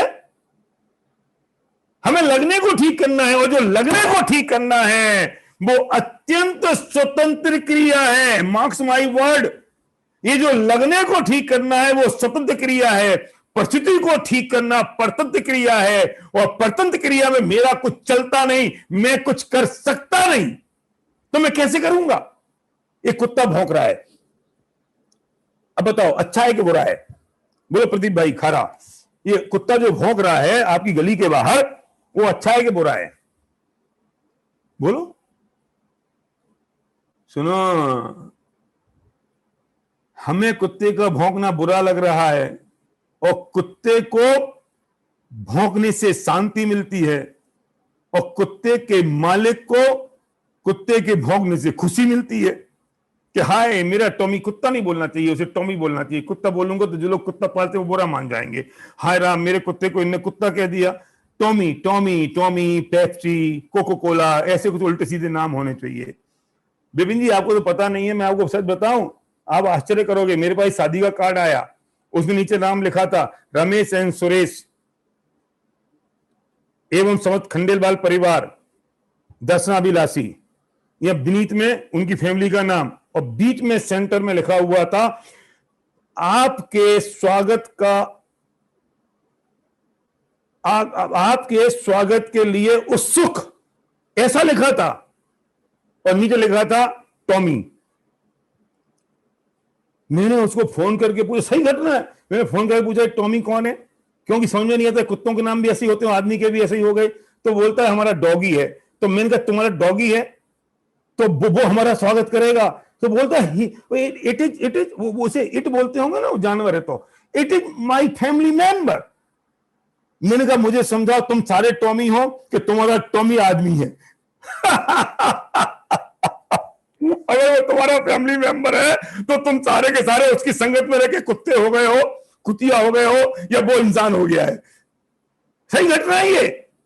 मैं तो नहीं गया उसकी शादी में, मैंने कहा वो स्वागत करेगा, दो चार जगह काट खाया, और फिर मैं कहूंगा तेरे कुत्ते ने काट खाया, तो वो तो हंसेगा, क्योंकि कुत्ते के मालिक को खुशी मिलती है कुत्ते के भौंकने पे, और जिसको काटता है उसे दुख होता है और कुत्ते को आनंद आता है। मैं पूछता हूं कुत्ते का भौंकना अच्छा है कि बुरा है? मुझे बुरा लगता है। कुत्ते का भौंकना तो कुत्ते जैसी है, तो किसे ठीक करूं? मैं कुत्ते को ठीक करने जाऊं पूरी दुनिया के भौंकना बंद कर दो, कि मैं अपने लगने को ठीक करूं?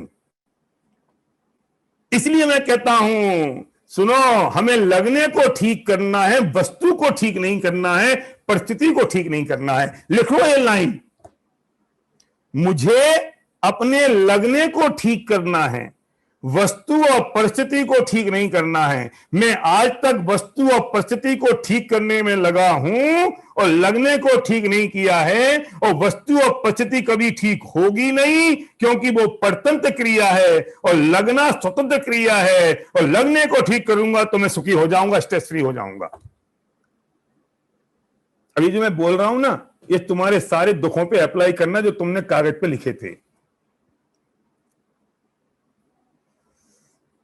अब सुनो महासिद्धांत। घड़ी बहुत तेज भाग रही है मेरी, मैं समेट रहा हूं।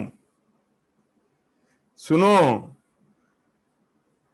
महासिद्धांत कि ये सारा दुख कुत्ते के भौंकने का, जो अच्छा लग रहा है, बुरा लग रहा है, ये परेशान हो रहे हैं, क्रोधमान माया जिस कारण से हो रहे हैं, ये क्यों हो रहे हैं?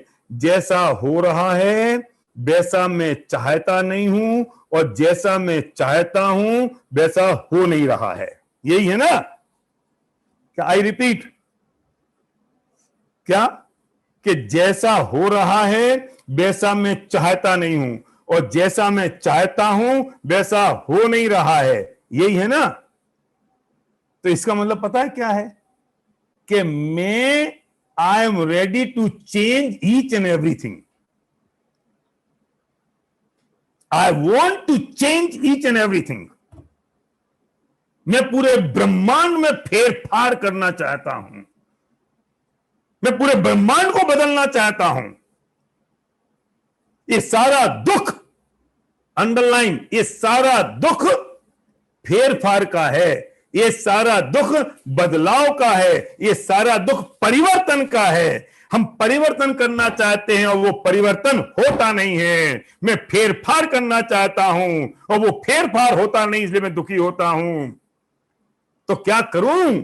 सुन, फेरफार करना इंडिपेंडेंट क्रिया नहीं है, वो स्वतंत्र क्रिया नहीं है, परतंत्र क्रिया है। और तू परतंत्र क्रिया को करना चाहता है जो कभी होगी नहीं।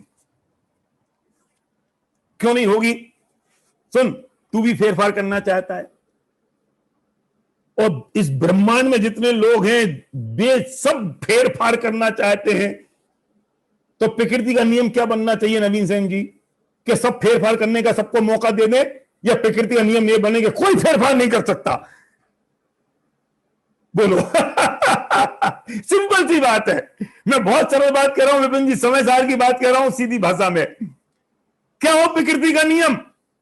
सबको मौका दे दे, फेरफार कर दो, या ये प्रकृति का नियम बने, वस्तु व्यवस्था ये बने कि कोई फेरफार नहीं कर सकता, जो चलेगा उसे स्वीकार कर लो। किस में शांति रहेगी? हम फेरफार कर रहे हैं, कर नहीं पा रहे हैं। हम फेरफार करने की कोशिश कर रहे हैं, नाकाम कोशिश। और ये सारा दुख इस परिवर्तन का और इस फेरफार का है। क्यों विजय वीरेन जी बताओ, दुख किस बात का है? फेरफार का।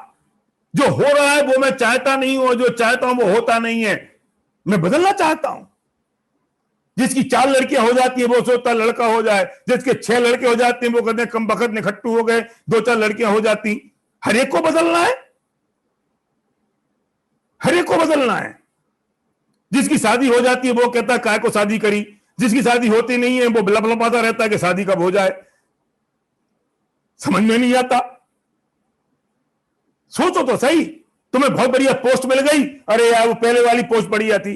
जिसको छोटी मिल गई बड़ी बड़ी अच्छी थी। अमेरिका जितने चले गए, मैं सच बोलता हूं, हर एक का दिल फड़फड़ा रहा है मैं हिंदुस्तान लौटा हूं। और जितने हिंदुस्तान में कम बखत हैं वे सबका दिल फड़फड़ाता है कि अमेरिका कब चले जाए। हर एक को फेरफार करना है। अरे हो नहीं सकता। क्यों नहीं हो सकता? ये शादी होती ना, शादी में डीजे बजता है, डीजे। अब मैं पूछता हूं, जब वो डीजे बजा रहा है जो आदमी, तो हर एक आदमी पहुंच जाता है, अरे यार सुनिए पंजाबी लगा दे। फिर दूसरा पहुंच जाता है, नहीं ये मराठी लगा दे। तीसरा पहुंचता है वो मिल्खत सिंह के लगा दे। चौथा पहुंच जाता है फाल्गुनी के लगा दे। पांचवा पहुंच जाता है जे लगा दे। अब बोलो वो बेचारा वो क्या करे? वो डीजे वाला सबकी सुन ले। हर एक आदमी फेरफार करने पहुंच गया तो डीजे वाला सबकी सुनता रहेगा तो डांस हो पाएगा? फिर वो चिड़चिड़ा के कहता है कोई फेरफार नहीं होगा, कोई अपनी डिमांड और रिक्वेस्ट नहीं दे, जो डीजे वाला बजाएगा सब उस पर ही नाचे। तो शांति से चल जाता है कि नहीं? अरे तुम जो फेरफार करने की बातें करते हो, ब्रह्मांड में हर व्यक्ति नहीं, हर जीव फेरफार करना चाहता है और हर एक फेरफार करेगा तो नित्य हो ही नहीं पाएगा। इसलिए प्रकृति का नियम डिक्लेयर्ड है कि कोई फेरफार नहीं होगा, जैसा है उसे स्वीकार कर लो। डीजे वाला जो बजा रहा है तुम उस पे ही नाचो, उस पे ही नाचो जो बज रहा है। अरे हम तो ऐसे लोग हैं, पता है, हम जनरेटर, हम ये आगरा वाले लोग हैं ना जहां के विपिन जी हैं, वहां के लोग हमसे कहते हैं विपिन जी कि हमें तो नाचना है, तुम बजा कुछ भी दो, तुम जनरेटर की आवाज कर दोगे हम तब भी नाच लेंगे। वो लोग सुखी हैं। जनरेटर की आवाज होगी तो जो नाचना जानता है उसे संसार में कोई दुखी नहीं कर सकता। ऐसे ही जो व्यक्ति जो परिस्थिति घट रही है उसे स्वीकार कर लेगा, उसे फेरफार की चिंता नहीं होगी, उसे कोई तो धरती पर दुखी नहीं कर सकता, क्योंकि सारा दुख परिवर्तन का है, फेरफार का है। I want to change each and everything, और इसे बदल दो तो तुम सुखी हो जाओगे। क्या सिद्धांत है? फेरफार का दुख है। जिंदगी बेनकाब जो मेरी नई किताब है उसमें मैंने कुछ लिखा है। मैं सर्वज्ञ यहां पर है, मैं उससे रिक्वेस्ट कर रहा हूं कि जो मार्क मैंने किया है 2-3 पैराग्राफ, जरा सर्वज्ञ उसे पढ़ो, और जब तुम उसे पढ़ोगे तो ख्याल आएगा कि ये परिवर्तन होता है कि नहीं होता और क्यों नहीं होता है।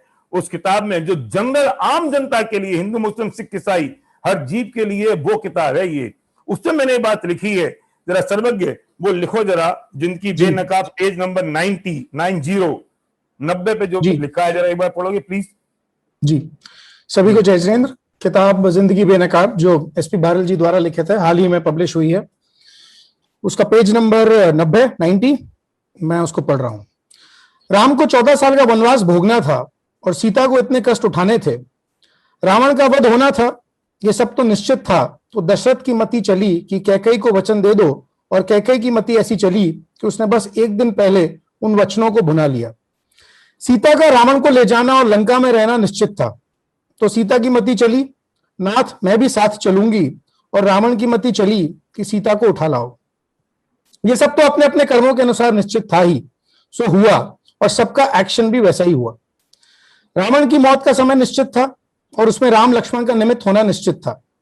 ये कैसे संभव था कि कैकेयी राजा दशरथ से वर नहीं मांगती और दशरथ राम को वन नहीं भेजते। हम इसी से परेशान हैं और कैकेयी को भला बुरा कहते नहीं थकते कि उसने गलत किया। भाई जरा सोचो, अगर कैकेयी ये ना करती तो रावण की मृत्यु का क्या होता? हनुमान जी कहाँ मिलते?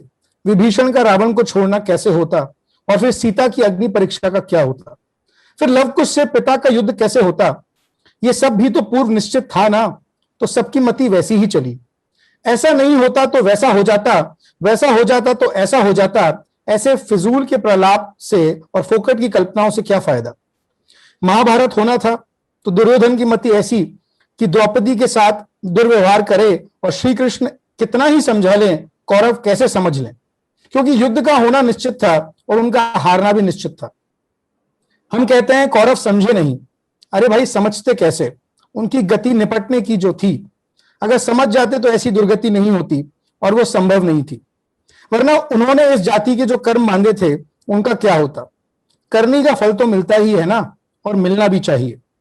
देखो, जिन श्री कृष्ण से आज पूरी दुनिया समझ रही है, उस जैसे समझाने वाले नारायण भी कौरवों को नहीं समझा पाए। समझाने से आज तक कौन समझा है? वो तो वही समझता है या नहीं समझता है जिसकी जैसी जिसकी गति होनी निश्चित होती है। वहीं उन्हीं श्री कृष्ण से अर्जुन इतना समझ गए कि पूरी गीता बन गई, क्योंकि अर्जुन की गति में वैसा ही निश्चित था। प्रथम तीर्थंकर भगवान आदिनाथ के सगे पोते मारीच उनकी ही सभा में बैठे थे, और आदिनाथ की वाणी में निकला, ये जो मारीच बैठा है ये 24वां तीर्थंकर बनेगा। ये बात तो बड़े सौभाग्य की थी, लेकिन वो बस ये सुनता ही खड़ा हो गया। उसकी ईगो हर्ट हो गई। अरे वाह, ये तो बन गए पहले तीर्थंकर और मैं 24वां, ऐसा कैसे होगा? मैं भी देखता हूं। और चल पड़ा भगवान की वाणी का विरोध करने। उसे दूसरा, तीसरा और 23वां भी नहीं बनना था। बस इसलिए उसकी मति में ऐसे अहंकार का भाव आया और ऐसे दुर्व्यवहार की भावना हुई। उसके ऐसे कर्मों का बंध हुआ था जिससे उसका नंबर 24वां लगना था। गति तो निश्चित थी, मति ही वैसी चली। अब कोई कहे उसने ऐसा क्यों किया? इसलिए किया क्योंकि उसकी गति में 24वां नंबर था। अगर ऐसा नहीं करता तो दूसरा नहीं बन जाता, पर बन कैसे जाता? बनना तो 24वां निश्चित था। अगर वो दूसरे नंबर का बन जाते तो जो दूसरे नंबर पर जो बने उनका क्या होता? सारी व्यवस्था ही अव्यवस्था में फैल जाती। जैसी गति निश्चित थी उनकी मति वैसी ही चली। भगवान स्वयं नहीं समझा पाए अपने पोते को, समझा भी कैसे पाते? वरना उसके अपने कर्मों का क्या होता? कौन किसको समझा सकता है?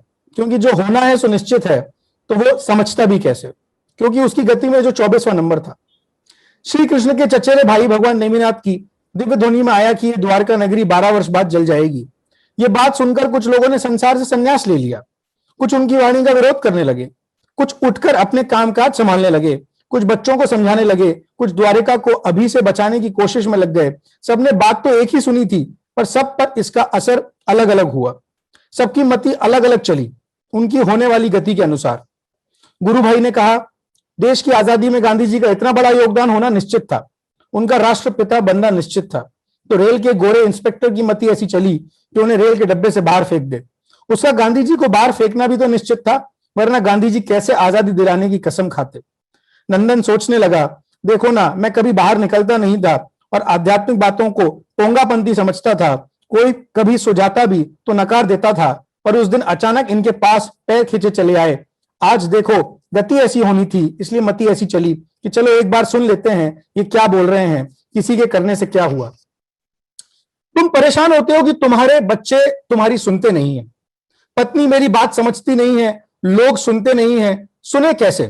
तुम कौन सी खेत की मूली हो जब आदिनाथ नहीं समझा पाए मारीच को, राम नहीं समझा समझा पाए सीता को, और ना ही रावण को, श्री कृष्ण नहीं समझा पाए कौरवों को, ईसा मसीह, गुरु गोविंद सिंह जी और मोहम्मद साहब उनको नहीं समझा पाए जिन्होंने उन्हें कष्ट दिए, तो हम कौन? आज तक कौन किसको समझा पाया है? सब अपनी अपनी होने वाली गति के अनुसार समझते हैं या नहीं समझते हैं।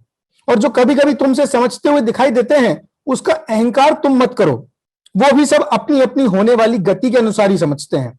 बस फर्क इतना है, उनको जैसा समझना था तुम्हारे मुंह से भी उसी समय वही बात निकली, और तुम समझ बैठे कि वो तुम्हारे समझाने से वे समझे। तुम्हें अपने विकल्प की पूर्ति करना है तो कर लो बस, पर इससे परेशान मत हो।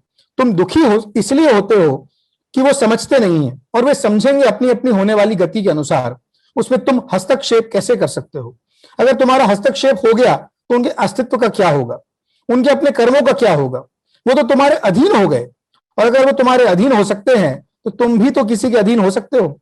इसका मतलब पूरा ब्रह्मांड ही एक दूसरे के अधीन हो गया, मतलब परतंत्र हो गया, एक दूसरे पर डिपेंडेंट हो गया।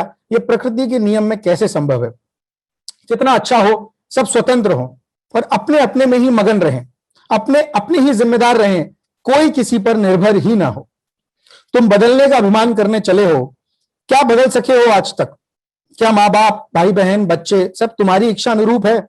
अगर नहीं है तो तुम अपनी चॉइस से उन्हें बदल पाए, या ऐसे ही स्वीकार कर लिया? जब एक चीज में परिवर्तन नहीं कर सकते तो दुनिया की किसी चीज में परिवर्तन नहीं कर सकते। प्रकृति का नियम तो एक ही रहेगा। तुम चले हो अपनी पत्नी को पसंद करने, कहते हुए वे हंस पड़े। बस। थैंक यू सर्वज्ञ, थैंक यू। समझ में आ रही है बात क्या? कि परिवर्तन कुछ संभव नहीं है, और अगर ये परिवर्तन संभव है तो तुम अगर किसी का परिवर्तन कर सकते हो तो कोई तुम में भी परिवर्तन कर सकता है। और हर एक आदमी अधीन हो गया, और कितना अच्छा हो कि हर एक आदमी इंडिपेंडेंट हो, हर एक आदमी स्वतंत्र हो। अरे यहाँ स्वतंत्रता के शंखनाद है, यहाँ स्वतंत्रता की घोषणा की जा रही है, और तुम परतंत्र बनने की बात कर रहे हो। ये कितनी बड़ी मूर्खता की बात है। तुम पूरे दुनिया को अपने हिसाब से चलाने की बात करते हो, और दुनिया अपने अपने हिसाब से चलती है। इस बात को अगर स्वीकार कर लिया तो हमें कोई दुखी कर नहीं सकता। अगर हमने ये स्वीकार कर लिया कि जो चल रहा है एक्सेप्ट एज इट इज। क्यों? अरे जो डीजे पे जो गाना चल रहा है, तुझे नाचना है तो उस गाने पे नाच ले। गाने को बदलने का प्रयत्न मत कर, क्योंकि गाना बदलने वाला नहीं है, वो प्री रिकॉर्डेड है। वो कैसे बदल सकता है? प्री रिकॉर्डेड है वो it can not be change. अगर तू बदलेगा तो ब्रह्मांड का हर जीव उसे बदल सकता है।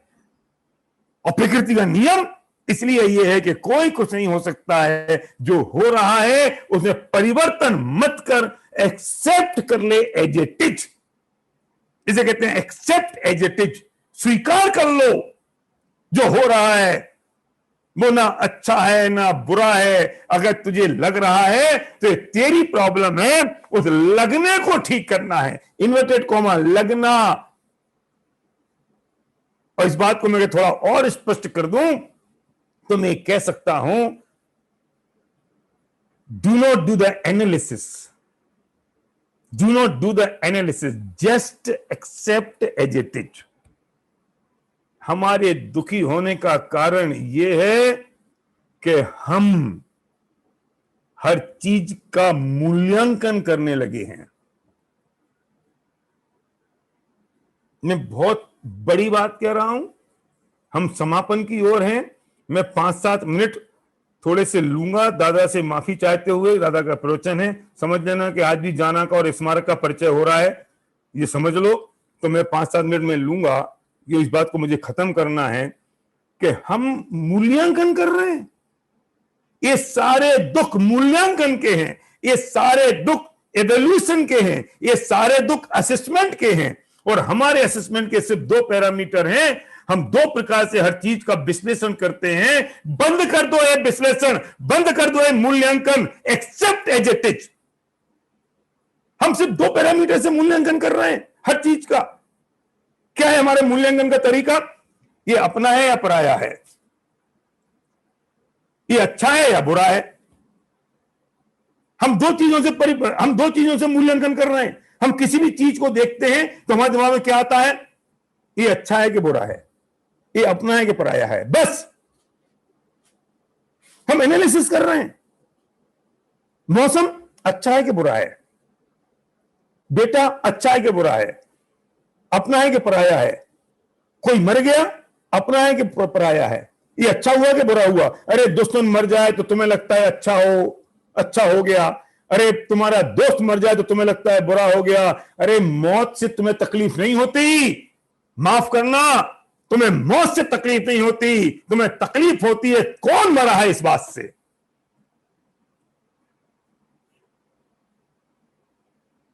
थोड़ी खतरनाक कह दी ना मैंने, चुभ गई ना नीते, थोड़ी चुभ जाए ना तो शायद कल्याण हो जाए। मैं इसलिए ये बात कहता हूं बीच बीच में, थोड़ी सी चुभ जाए। हमें मौत से तकलीफ नहीं है, हमें तकलीफ इस बात से कि कौन मरा, अपना मराया या पराया मरा। हमें तकलीफ इस बात की है कि दुश्मन मरा कि दोस्त मरा। हमारा एनालिसिस और मूल्यांकन ये है, ये अच्छा है कि बुरा है। दुश्मन मरा अच्छा हुआ, अपना मर गया बुरा हुआ।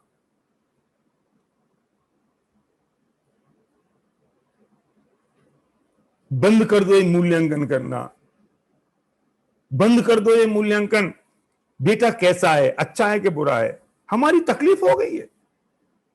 हम घूमने जा रहे हैं तो हम घूमते नहीं हैं। आजकल जैसा हो गया कि घूमते बाद में और सबसे पहले मोबाइल से फोटो खींचते हैं। काय के लिए फोटो खींच रहा भाई, तू देख तो ले जो देखने आया है।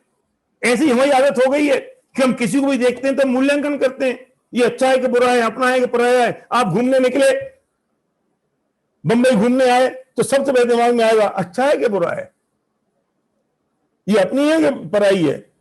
तुम हिंदुस्तानी हो, तुम्हें अपनी हिंदुस्तान अपनी लगती है मुंबई, तुम मराठी हो तो तुम्हें अपनी लगती है, तुम गुजराती हो तुम्हें अंदर अपना लगता है।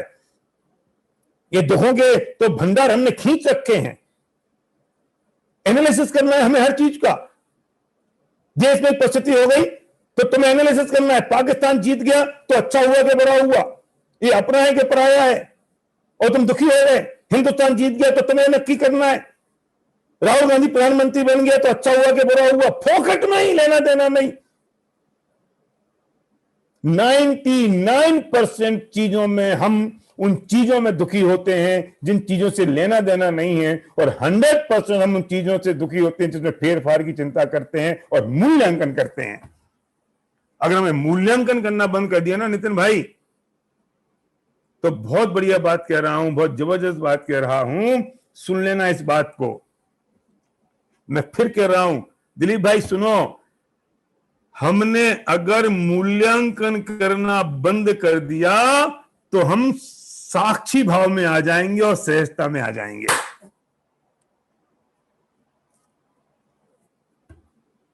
गजब हो गई बात। अतुल भाई समझ रहे हो मैं जो कह रहा हूं? क्षितिज है ना जी?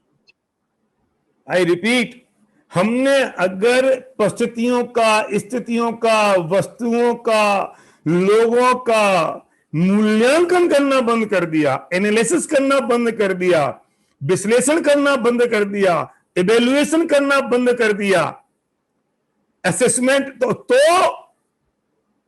हम सुखी हो गए। दुख तो इस मूल्यांकन का है, दुख तो इस असेसमेंट का है। और जैसे ही मूल्यांकन बंद हुआ तुम सहज हो गए, मूल्यांकन बंद हुआ तुम साक्षी भाव में आ गए। और जिस बात का आंदोलन दादा ने चला रखा है सहजता का, कि सहज हो जाओ, अरे हम असहज इसलिए हैं क्योंकि हम हर चीज का मूल्यांकन करते हैं। अभी कुछ लोग ऐसा भी मूल्यांकन कर रहे होंगे, सिद्धार्थ प्रकाश अच्छा बोल रहा है कि बुरा बोल रहा है।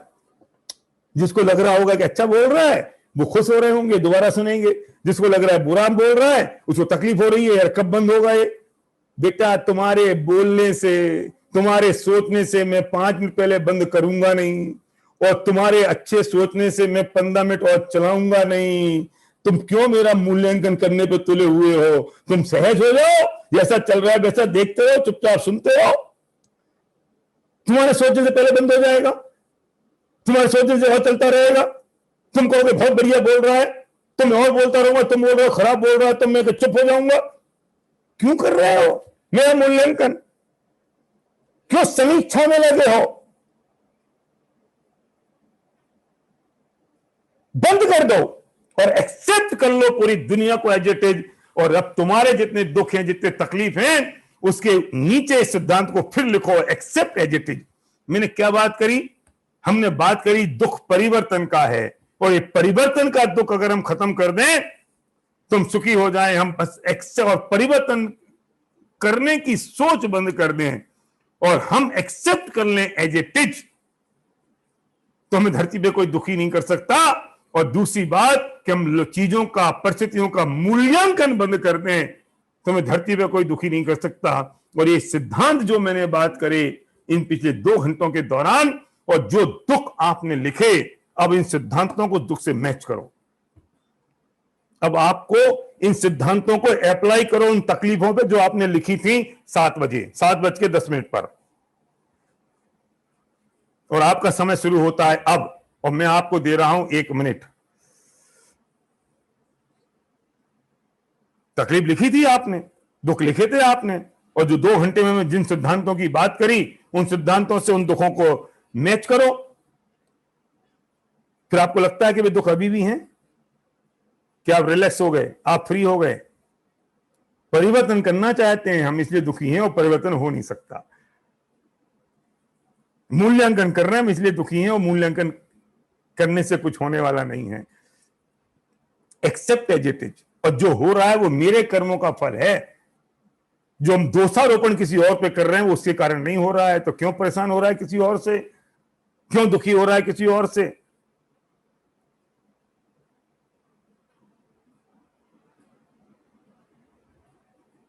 अगर हम उससे थोड़े से फ्री हो गए, हम अगर उससे थोड़े से रिलैक्स हो गए हैं, हम उससे थोड़े से, हमें लगने लगा कि वो दुख जो हमने कागज पे लिखे हैं वे दुख नहीं है, तो तुरंत उस कागज को उठाओ। वो कागज आपने वो अलग पेज पे होना चाहिए, और उस कागज को फाड़ो जिस पे आपने भी तकलीफें लिखी हैं, और ये कहते हुए फाड़ो कि मैं इस वस्तु व्यवस्था को, मैं प्रकृति के नियम को मैं समझ गया हूं। मैं आध्यात्मिक नियमों को समझ गया हूं। मैं ये जानता हूं कि जो हो रहा है वो मेरे कर्मों का उदय है, और जो भाव मैं करूंगा उससे मेरे कर्म बंद होंगे, मेरे कर्म बंधेंगे, और फिर वो मुझे उदय में आएंगे। ये सारा दुख मेरे परिवर्तन करने के भाव का है, और मैंने अब फेर फार करना बंद कर दिया है, क्योंकि परम में फेर फार हो नहीं सकता है। और ये सोच जो लगने में थी, मैंने उस लगने को ठीक कर दिया है, और मैंने सब कुछ एक्सेप्ट कर लिया है एज इट इज। मेरी पत्नी जो है, मैंने उसे एक्सेप्ट कर लिया एज इट इज। मेरे बच्चों को मैंने एक्सेप्ट कर लिया एज इट इज। ये मेरी परिस्थिति को, रुपया, पैसा, धन दौलत, I accept as it is.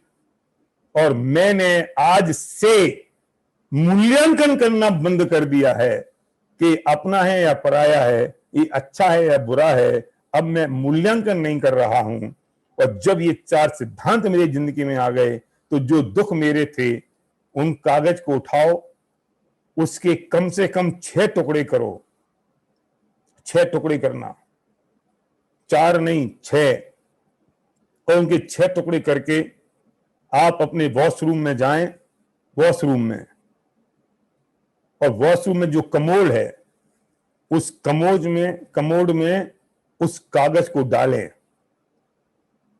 और फिर फ्लश चलाएं। यस, सुरेश भाई ने काम कर दिया। एप्रिशिएट सुरेश भाई, आई एप्रिशिएट यू। तालियां।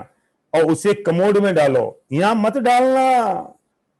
तुमने अगर उसे कमोड के अलावा कहीं रखा तो तुम्हारे घर के किसी कोने में चिपक जाएगा, फिर तुम्हें वो आ जाएंगी तुम्हारे पास। ये जब हिंदुस्तान में लोग मरते हैं ना, तो उसकी धूल को गंगा में डालते हैं, क्योंकि जो मरा है ना, मुझे उसकी एक कण भी नहीं चाहिए अब। उसकी राख को गंगा जी में बहा दो कि दोबारा उसका एक रत्ती भी और एक धूल का कण भी मुझे मिलना नहीं चाहिए। तो ऐसे ही उसे तुम गंगा में तो बहा नहीं सकते, अपने कमोड में बहा दो और फिर फ्लैश चला दो और वो कमोड में से निकल जाए कि वो दोबारा वो दुख मेरे पास आना नहीं चाहिए, मिलना नहीं चाहिए और मुझे दिखना नहीं चाहिए। और मैं भेजता तो अभी आपको कि अभी जाओ बाथरूम में और अभी कमोड में फ्लश करके आओ, लेकिन दादा का प्रवचन है इसलिए मैं आपको हिलाना नहीं चाहता हूं।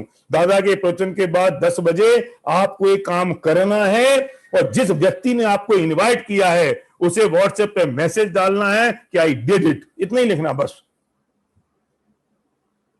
और फिर आप फ्री हो जाओ और वहां से आओ एकदम अपने आप को फ्रीडम करते हुए, now I am relax and nobody can hurt me. मुझे कोई बदल नहीं पाएगा, बदल नहीं सकता, चेंज नहीं कर सकता और मुझे मेरे सुखी होने के मार्ग में कोई आ नहीं सकता। मैं चाहता हूं कि ये वाला सेशन जो हुआ इसका जो इंग्लिश ट्रांसलेशन है वो या तो क्षितिज भेज दो या कर दो, क्योंकि 9:10 हो गए हैं। अब दादा यहाँ आ गए होंगे, आ ही गए हैं, तो उनके व्याख्यान में हम देरी ना करें, क्योंकि ट्रांसलेशन में फिर और 5-10 मिनट लग जाएंगे। उसे तुम भेज देना तो ज्यादा अच्छा होगा और 2 घंटे सुनते सुनते लोग मेरी भाषा समझने लगे होंगे तो शायद समझ ही जाएंगे। तुम इसे और डिले ना करें, ये मेरी भावना है, बाकी you decide. Thank you so much, बहुत बहुत धन्यवाद। और आप फ्री हो गए हो, आप रिलैक्स हो गए हो और मैं चाहता हूं कि एक बार ये दोनों हाथों को अपनी तरफ से रख के ऐसे रखो, है ना, ऐसे रखो जरा अपने हाथों को, है ना, और बिल्कुल जोर से आवाज लगाओ, फ्रीडम, ऐसी आवाज लगाओ जरा जोर से, yes freedom, now I M relaxed, मैं बिल्कुल फ्री हो गया हूं। अब धरती पे कोई आदमी मुझे दुखी नहीं कर सकता है, क्योंकि मैंने जान लिया है कि सारा दुख परिवर्तन का है और अब मैं परिवर्तन करने के लिए तैयार नहीं हूं, because I accept as it is. मैं स्वीकार कर लिया है सब कुछ एज इट इज और मैंने मूल्यांकन करना बंद हो गया कर दिया है। Now it is freedom, my life is totally free. Thank you so much.